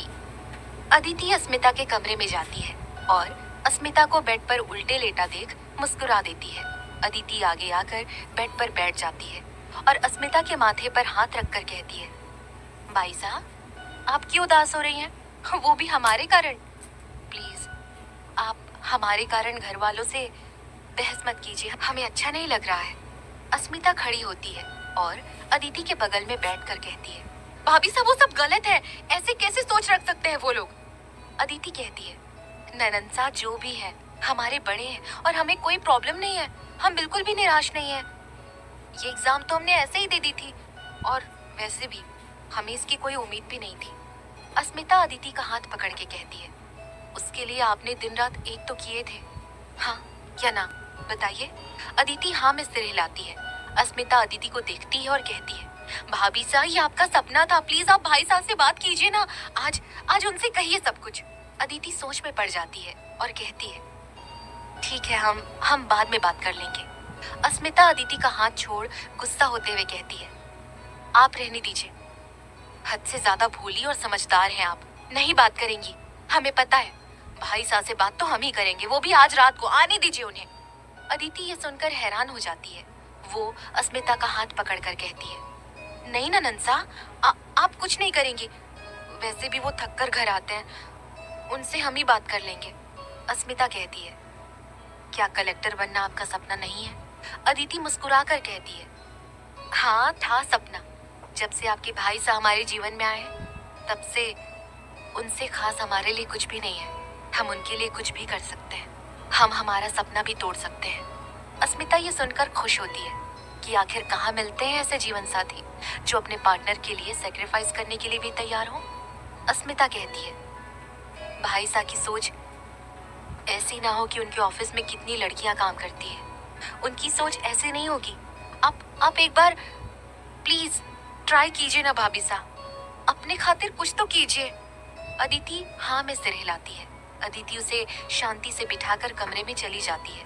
अदिति लॉबी से चलते हुए अपने कमरे में जाती है, तभी उसे सीढ़ियों से चढ़ता हुआ अद्वैत दिखा कि उसे कल की बात अद्वैत की याद आ जाती है कि वो जब कमरे में आए तब उसकी पत्नी उसके आंखों के सामने ही उसे दिखनी चाहिए। अदिति जल्दी से अपने कमरे की ओर जाती है। अद्वैत भी सामने से अपने कमरे में ही आ रहा था। उसका ध्यान फोन के अंदर था। तभी दोनों एक साथ कमरे के अंदर आते हैं। अद्वैत का ध्यान अदिति की तरफ जाता है जो हाँफ रही थी। अद्वैत एक बार पीछे मुड़कर अदिति को देखता है और कहता है, कहाँ गई थी हमारे आने के समय? अदिति अद्वैत को देखते हुए कहती है, वो हुकुम सा अस्मिता ननंसा से कुछ काम था, इसीलिए उनके कमरे में गए थे। अद्वैत एक कदम अदिति की तरफ बढ़ाकर उसे घूर कर कहता है, हमने कहा है ना हमारे आने के समय तुम कमरे में होनी चाहिए, हमें तुम्हारा चेहरा देखे बिना चैन नहीं मिलता। अदिति हाँ में सर हिलाती है और कहती है, जी पता है हुकुम सा, इसीलिए हम जल्दी आ गए। अद्वैत अपनी एक भौं ऊपर कर लेता है। अदिति नीचे देखने लगती है। अद्वैत गहरी सांस लेता है और सोफे पर जाकर बैठ जाता है। अदिति ये देखकर हैरान हो जाती है और अद्वैत के पास जाकर उसके पास बैठकर कहती है, क्या हुआ हुकुम साहब को? अद्वैत सोफे पर पीछे अपना सिर रख लेता है और अपना सिर दबाने लगता है। अदिति अद्वैत का चेहरा देखती है जो कि जुकाम के कारण लाल हो चुका था। वो आगे बढ़कर अद्वैत का माथा चेक करती है। अद्वैत को बुखार तो नहीं था, पर उसे बहुत सिर दर्द हो रहा था। अदिति ये देखकर तुरंत खड़े होते हुए कहती है, हम अभी आपके लिए काढ़ा बनाकर लेकर आते हैं। अद्वैत अदिति का हाथ पकड़ लेता है। अदिति अपने और अद्वैत के हाथों को देखती है और सोफे पर वहीं बैठ जाती है। अद्वैत अदिति की गोद में सिर रख लेता है और खुद अपना सिर दबाने लगता है।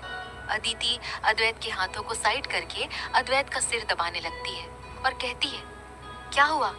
अचानक सर्दी और सिर दर्द कैसे होने लगा आपको?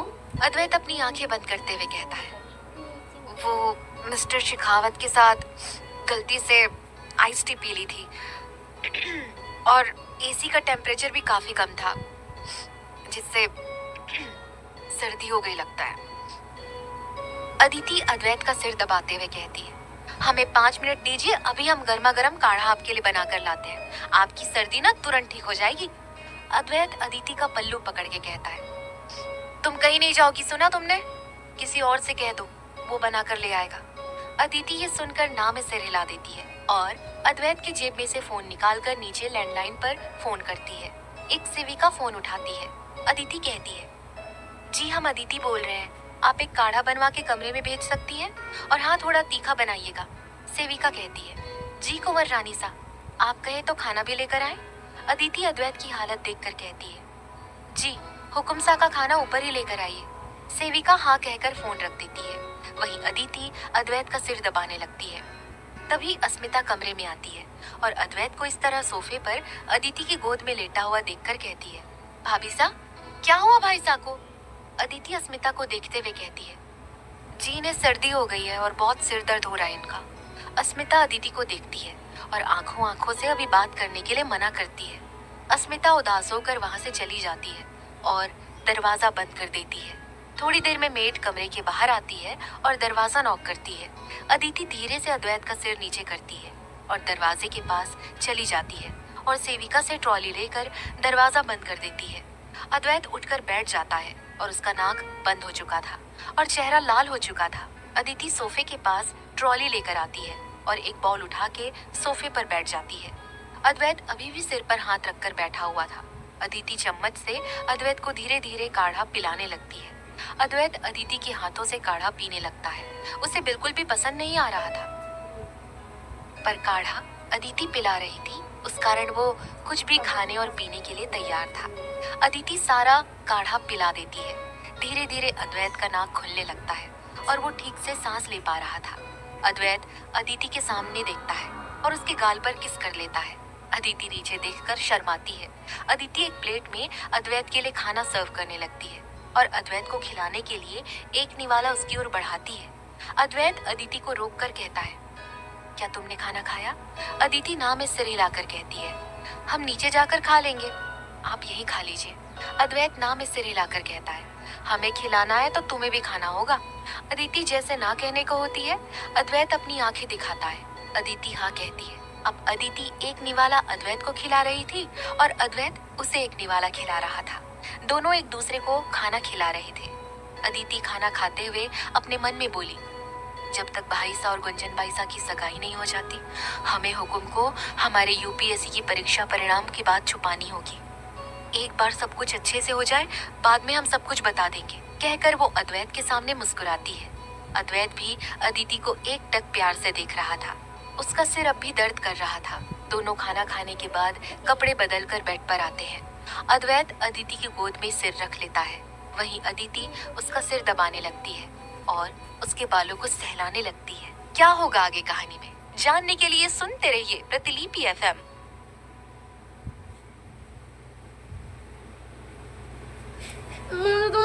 एपिसोड 84। कुछ दिनों बाद सगाई का दिन।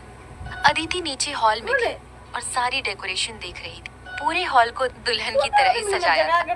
अदिति एक भैया को इंस्ट्रक्शन देते हुए कहती है, भाई साहब उस जगह भी फूल लगाइए, कितना खाली खाली सा दिख रहा है, और जल्दी कीजिए, शाम को लड़के वाले आएंगे और 12 बजे तक सारा काम हो जाना चाहिए। वो आदमी बोला, जी कुंवर रानी साहब, बस काम हो चुका है, आप परेशान मत होइए। अदिति हाँ में सिर हिलाकर अपने कमरे में जाती है, जहाँ अद्वैत लैपटॉप लेकर बैठा हुआ था और अपना सारा काम कर रहा था। अदिति अद्वैत को डांटते हुए कहती है, हुकुम साहब, आप क्या सुबह से लैपटॉप लेकर बैठे हैं? हमारे काम में थोड़ा मदद करते, कितना काम बाकी है, शाम को लड़के वाले आएंगे। सुनते नहीं है आप, कहकर अदिति लंबी लंबी सांस ले रही थी। अद्वैत ये सुनकर खड़ा होता है और अदिति को बेड पर बिठाकर उसके माथे पर हाथ रखकर कहता है, शांत हो जाओ, शांत हो जाओ, गहरी सांसें लो, सारी तैयारियां हो चुकी है, फिर भी तुम्हें बिना बात का परेशान होना है, और कोई कमी रह भी गई है तो क्या हुआ, लड़के वाले कौन सा बाहर के हैं, तुम्हारा ही तो परिवार है ना, बोल देंगे आपकी बेटी ने काम ठीक से नहीं किया, और क्या। ये सुनकर अदिति का मुंह खुला का खुला रह जाता है और वो नाराज होकर कहती है, ओ तो आपको मजाक सूझ रहा है हुकुम साहब, आप ना सही नहीं कर रहे हैं, कहकर अद्वैत को वो धक्का देने लगती है। अद्वैत अदिति का हाथ पकड़ लेता है और उसे अपने सीने से लगाते हुए कहता है, अच्छा माफी, हम और अपनी हुकुम रानी को कुछ कह सकते हैं भला? नहीं नहीं नहीं। और वो अदिति को कसकर गले से लगा लेता है। अद्वैत भी बेड पर बैठ चुका था, अदिति के पीठ को सहला रहा था। अदिति अद्वैत के बाल सहला रही थी। उसने अभी तक अद्वैत को अपने यूपीएससी क्लियर करने वाली बात कही नहीं थी, जबकि अदिति को तो जॉब का ऑफर लेटर कब से आ चुका था।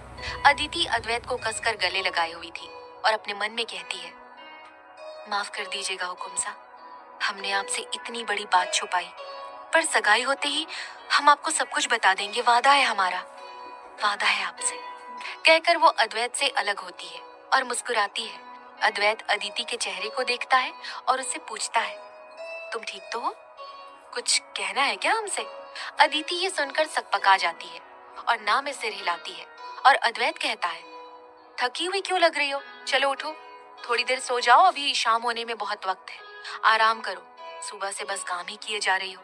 अदिति मना करते हुए कहती है, नहीं नहीं हुकुम सा, दादा सा और बाबा सा ने हमें जिम्मेदारी दी है, हम नीचे जाकर सब देखते हैं कि कहीं कुछ बिगड़ न जाए। अद्वैत अदिति को अपनी बाहों में उठा लेता है।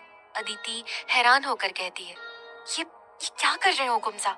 अद्वैत उसे बेड के पास लेकर जाता है और उसे लिटा देता है और कहता है, तुम ना ऐसे नहीं मानने वाली हो, तुम्हें सुला रहा हूँ, और हाँ, बाहर की चिंता मत करो, हम है जाकर देखते हैं, और तुम सो जाओ, और जब तक हम उठाने ना आए तब तक तुम्हें उठना नहीं है, बता रहा हूँ मैं। अदिति लेटे लेटे ही सिर हाँ में हिलाती है और अपनी आंखें बंद कर लेती है। उसने हद से ज्यादा टेंशन ले रखा था। वो तो हुकुम सा ही थे जो जबरदस्ती डांट कर उसे आराम करवा सकते थे। अद्वैत उसके माथे पर किस करके नीचे हॉल में चला आता है और सब कुछ देखने लगता है।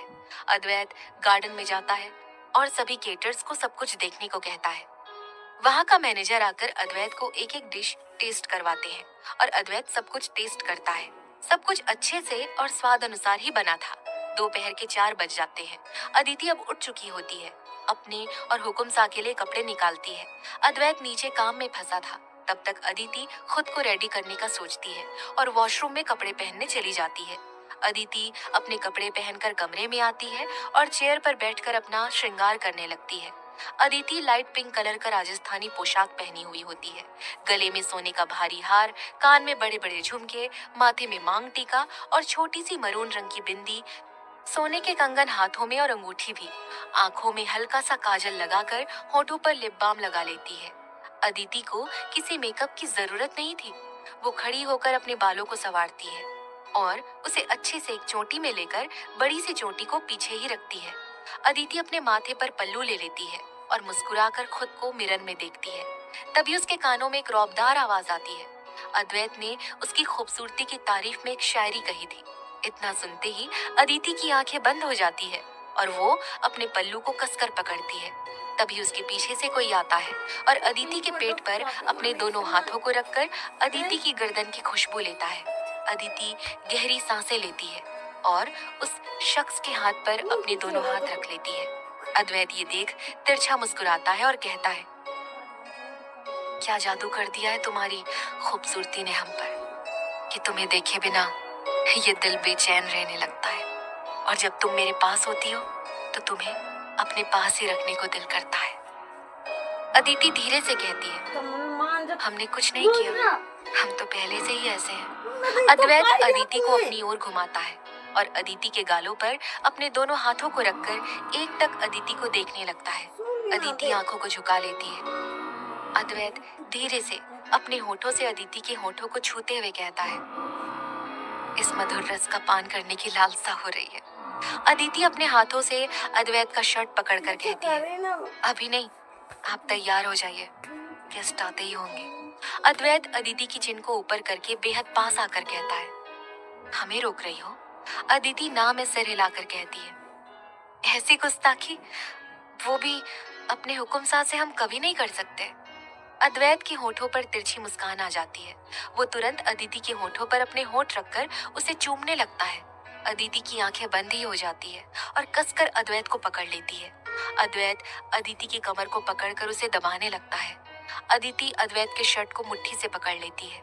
अद्वैत धीरे से उसे छोड़ता है और अदिति के गाल पर हल्का सा चूम लेता है। अदिति शर्म से अपनी आंखें बंद ही रखती है। अद्वैत उसे देखते हुए कहता है, आंखें खोलो हुक्मरानी साहब। अदिति ना में सिर हिलाती है और अद्वैत को धक्का मार देती है और अपना सिर दूसरी तरफ करके कहती है, हम गुंजन ननन सा के कमरे में जा रहे हैं, तब तक आप रेडी हो जाइए। अद्वैत के होठों पर तिरछी मुस्कान आ जाती है। अदिति वहां से तेजी से चली जाती है। अद्वैत अपने होठों पर अंगूठा घुमाता है। अद्वैत वहां से बेड पर रखे कपड़े को लेकर वार्डरोब की ओर जाता है। अद्वैत वार्डरोब के मिरर के सामने अपनी मूंछों को सेट करता है। अद्वैत चलकर अपने वॉच के सेक्शन की ओर जाता है और अपने लिए एक वॉच सेलेक्ट करता है। अद्वैत आगे आकर अपने वार्डरोब को जैसे ही खोलने जाता है, गलती से बगल वाला अदिति का खुल जाता है और उसका कुछ सामान नीचे गिर जाता है। अद्वैत ना में सिर हिलाता है और अदिति के कपड़े उठाकर अच्छे से रखता है। तभी उसके पैरों के पास एक लेटर गिरता है। अद्वैत उस लेटर को देखता है और उसे उठाकर जैसे ही वापस रखने को होता है, तभी उसका ध्यान ऑफर लेटर के हेडिंग पर जाता है। अद्वैत सवालिया नजरों से उस लेटर को खोलता है और उसके होश उड़ जाते हैं। अद्वैत की पकड़ उस लेटर पर कसती जा रही थी। उसकी आंखें लाल होती जा रही थी। अद्वैत कागज को कस के पकड़ता है। वो गहरी सांसें लेकर कहता है, अदिति अद्वैत प्रताप सिंह। क्या होगा आगे कहानी में, जानने के लिए सुनते रहिए प्रतिलिपि एफएम।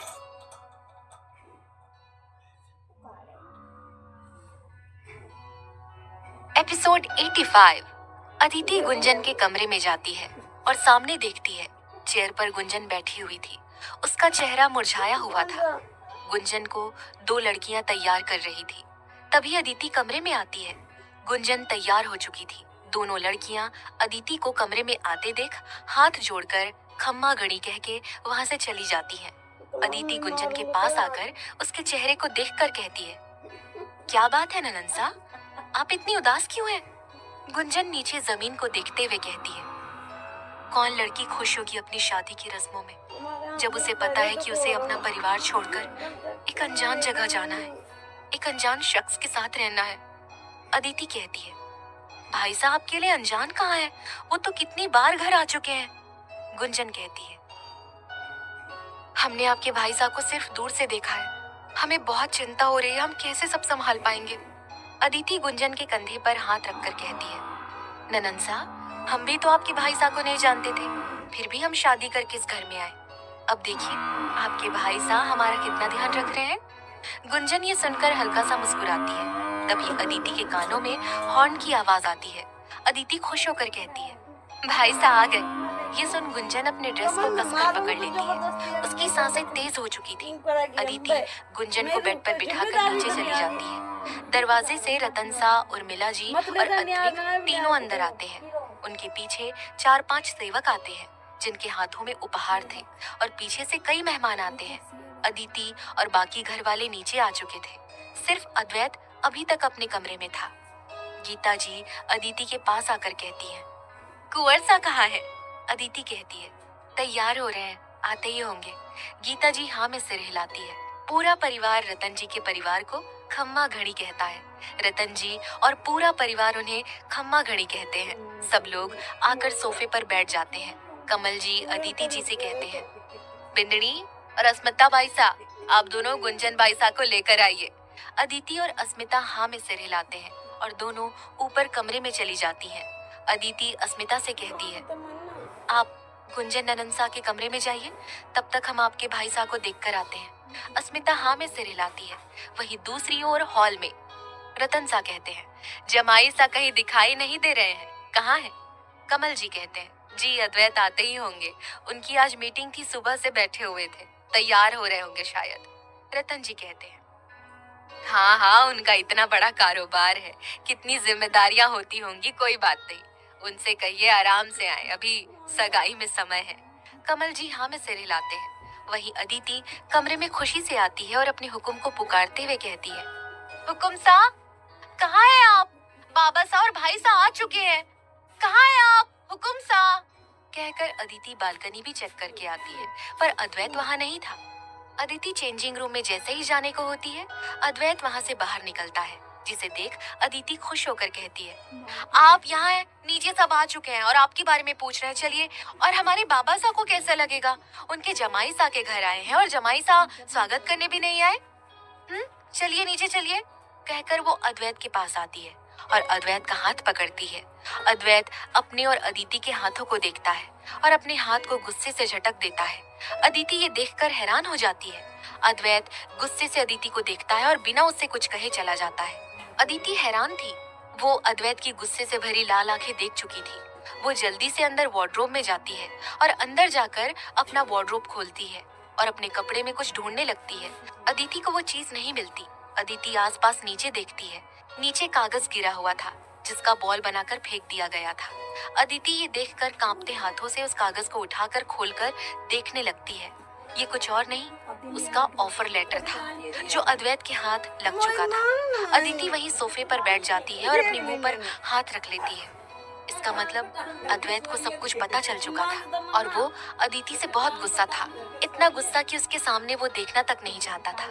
तभी आदि कमरे में आता है और चिल्लाते हुए कहता है, भाभी साहब, आप कहाँ हैं? सब आपको बुला रहे हैं, सगाई की रस्म शुरू होने वाली है।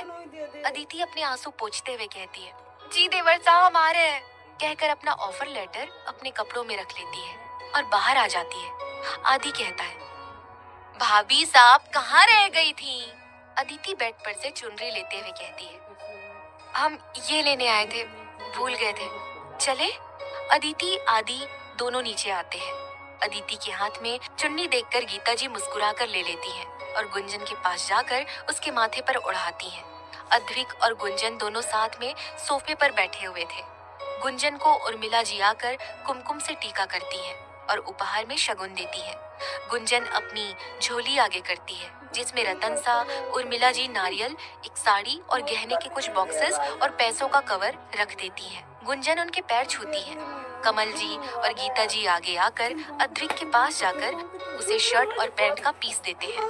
साथ में सोने की चैन और अंगूठी भी देते हैं। अद्विक उनके पैर छू लेता है। घर के बाकी बड़े उन्हें आशीर्वाद देने आगे आने लगते हैं। अदिति अद्वैत के सामने देखती है और हाथ बांधे वहीं खड़ा हुआ था और सबको देख रहा था। अदिति जैसे ही अद्वैत के पास जाने को होती है तभी गीता जी बोली, बिंदनी, अंगूठी की थाली आगे लेकर आओ। अदिति हाँ में सिर हिलाकर टेबल के पास जाती है और थाली उठाकर दूल्हा दुल्हन के पास लेकर आती है। इस बीच अदिति का ध्यान अद्वैत पर था, पर अद्वैत बिल्कुल भी उसके सामने नहीं देख रहा था। अदिति दोनों के सामने थाली आगे बढ़ाती है। दोनों एक एक अंगूठी उठा लेते हैं। रतन सा अद्विक के कंधे पर अपना हाथ रख लेता है। अद्विक उनका इशारा समझ जाता है और अपना एक हाथ आगे बढ़ा के गुंजन के हाथ की ओर देखता है और एक टक गुंजन के चेहरे को देखने लगता है। वहीं हमारे आदि की नजरें चारों ओर थी। वो किसी को ढूंढ रहा था पर उसे कोई दिख नहीं रहा था। तभी पीछे से उसे कोई कंधे से मारता है और वो पीछे मुड़कर देखता है। पीछे शीतल खड़ी थी और वो मुस्कुरा कर कहती है, छोटे कुंवर, किसे ढूंढ रहे हो और कब से ढूंढ रहे हो? आदि के मुंह से जल्दबाजी में निकल जाता है, तुम्हें। शीतल ये सुनकर हैरान रह जाती है और कहती है, क्या क्या कहा आपने? आदि बात को संभालते हुए कहता है, तुम्हें क्या लगता है तुम्हारा नाम लूंगा मैं? कोई खास है जो यहाँ आने वाली है? कहकर मुस्कुराता है। वहीं शीतल मुंह लटका के आदि को देखने लगती है। पता नहीं क्यों पर उसे आदि की बात पसंद नहीं आई थी। वहीं अस्मिता अपने फोन पर लगी हुई थी। उसके फोन में बार बार मैसेजेस आ रहे थे। अस्मिता ऑन चैट कहती है, कहाँ रह गए आप? अब कितनी देर में आएंगे? प्लीज जल्दी आइए ना। सामने से मैसेज आता है, हम रास्ते में हैं, आ रहे हैं। अस्मिता कहती है, आपको देखिए कितना टाइम हो गया है, अब रहा नहीं जा रहा है हमसे, प्लीज जल्दी से आइए। सामने से मैसेज आता है, लो आ गए, अब देख लीजिए हमें जी भर के। अस्मिता सिर ऊपर करके सामने देखती है और मुस्कुराती है। सामने हॉल के दरवाजे पर अद्वैत का टेम्परेरी गार्ड कम दोस्त शेरा खड़ा था। अद्वैत शेरा के पास जाता है। शेरा और कोई नहीं, उस रात को अस्मिता जिसे गुस्से से मुंह बिगाड़ कर देख रही थी खिड़की से, वही था। अद्वैत उसे लेने दरवाजे के पास जाता है और हाथ मिलाकर उसे अंदर आने को कहता है। शेरा सामने की ओर देखता है और धीरे धीरे चलते हुए अंदर आता है। शेरा, अस्मिता और गुंजन, अद्वैत, आदि ये सब एक साथ ही पले बढ़े थे। अद्वैत और शेरा साथ साथ ही रहते थे और एक ही स्कूल कॉलेज में जाते थे। शेरा कमल जी के ड्राइवर का बेटा था और कमल जी ने शेरा को अद्वैत की तरह ही माना था और उसे पढ़ाया लिखाया था। बदले में शेरा ने अपना कर्ज चुकाने के लिए बड़े होकर अद्वैत के मेन गार्ड के तौर पर जॉब करने लगा था। शेरा के पीछे दो लड़कियां आती हैं जो अस्मिता के पास आकर खड़ी हो जाती हैं। अद्विक गुंजन का हाथ पकड़ के अंगूठी पहनाता है। वहीं गुंजन भी अपनी नजरें नीचे करके अंगूठी पहनाती है। सब लोग ताली बजाने लगते हैं। सब लोग एक टक उन दोनों को ही देख रहे थे। सगाई हो चुकी थी और अब रात भी हो चुकी थी। सब लोग गार्डन में खाना खाने के लिए चले जाते हैं। धीरे धीरे पूरा हॉल खाली हो जाता है। वहाँ अब सिर्फ अद्वैत और अदिति ही मौजूद रह गए थे। अदिति धीरे धीरे कदमों से अद्वैत के पास जाने लगती है। अब आगे क्या होगा कहानी में जानने के लिए सुनते रहिए प्रतिलिपि FM।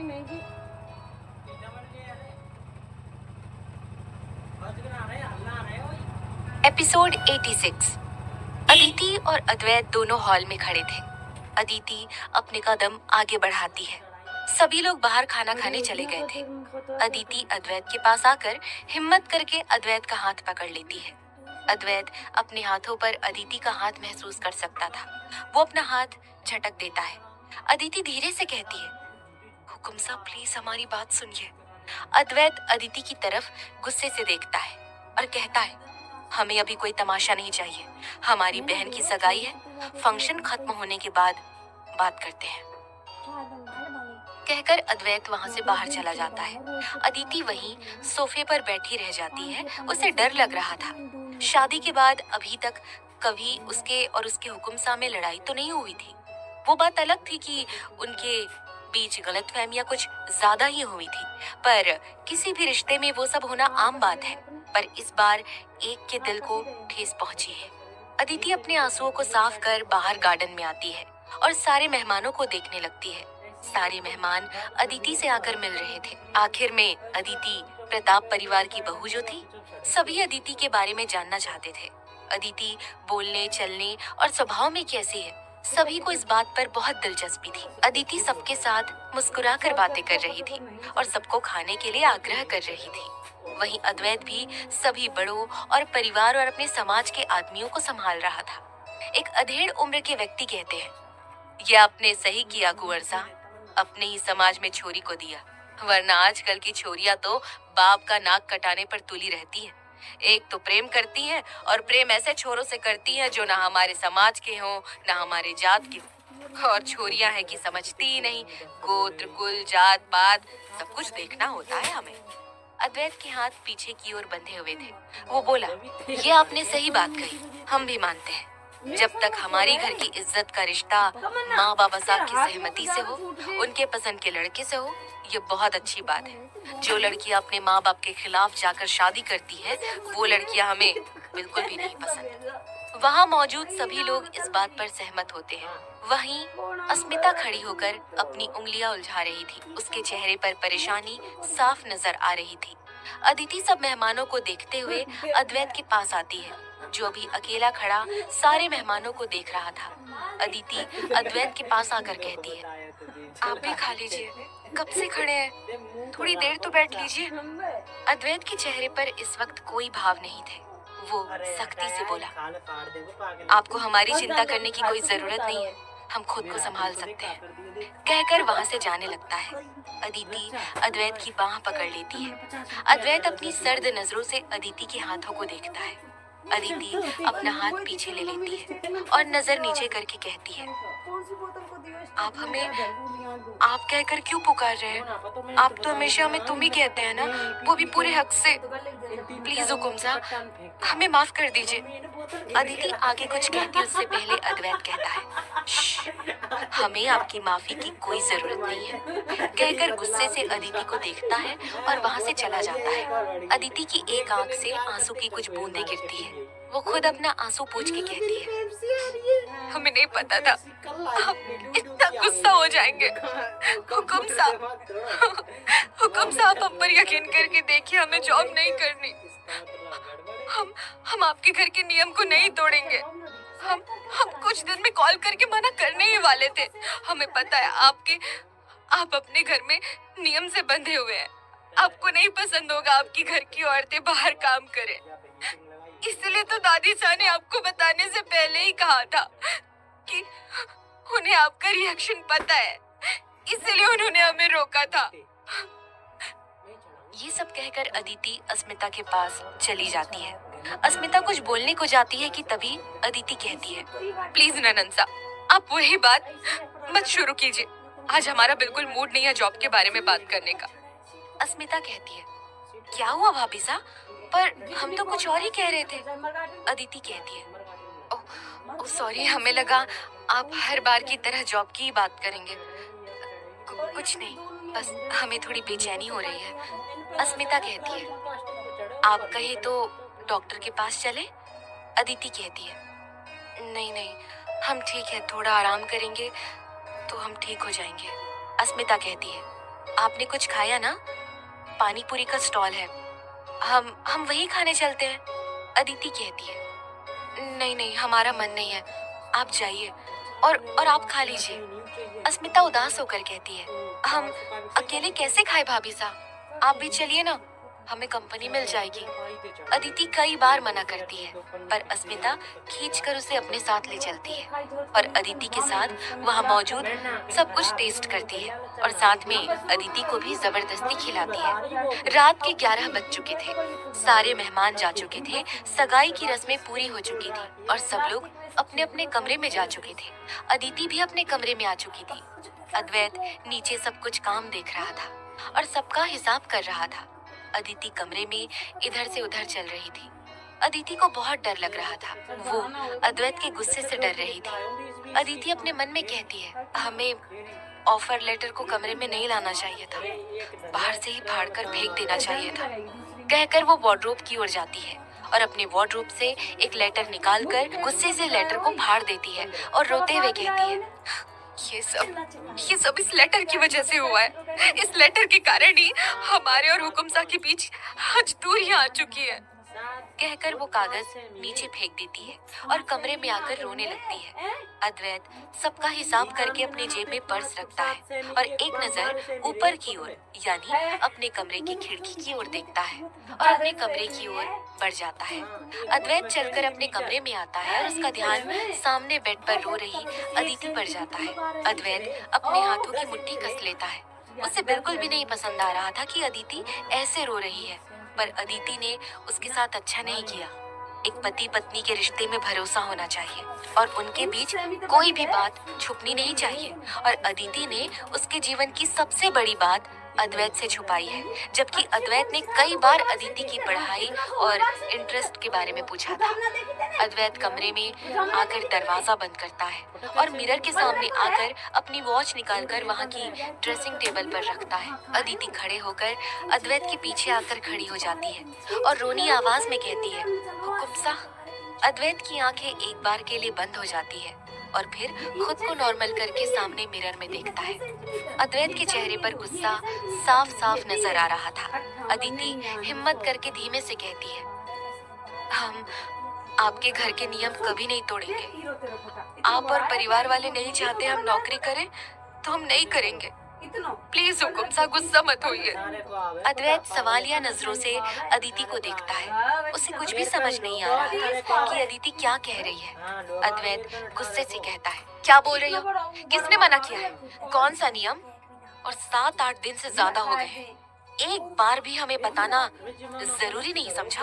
क्यों हमें नहीं बताया तुमने कि यूपीएससी क्लियर कर लिया है तुमने? क्या तुम्हें अपने हुकुम साहब पर भरोसा नहीं है या हमें अपनी जिंदगी का हिस्सा ही नहीं समझती हो? अदिति ना में सिर हिलाती है और कुछ बोलने को होती है। तभी अद्वैत हाथ दिखा के कहता है, बस चुप हो जाओ, हमें कुछ और नहीं सुनना, हमें ना अकेले रहने दीजिए। कहकर अद्वैत अपनी जयपुरी पोशाक के बटन को गुस्से से तोड़ देता है और अपना कुर्ता निकालकर ड्रॉअर में से एक पैकेट निकालकर बालकनी में चला जाता है।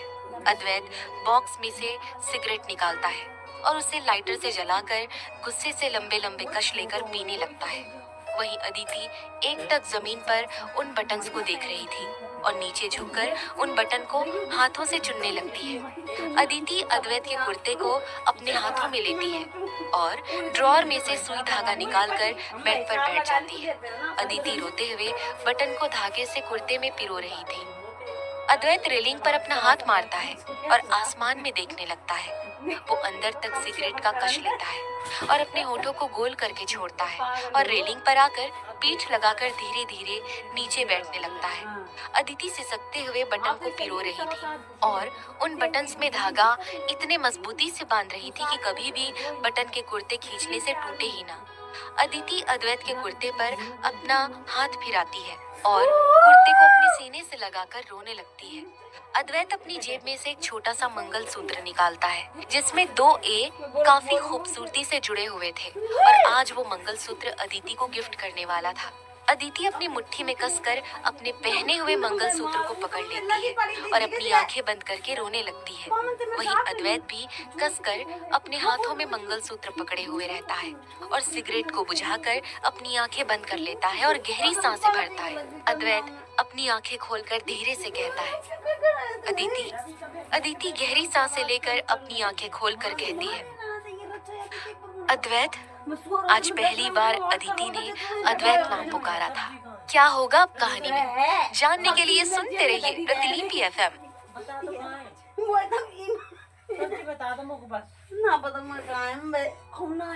एपिसोड 87। अदिति धीरे से आंखें बंद करके कहती है, अद्वैत।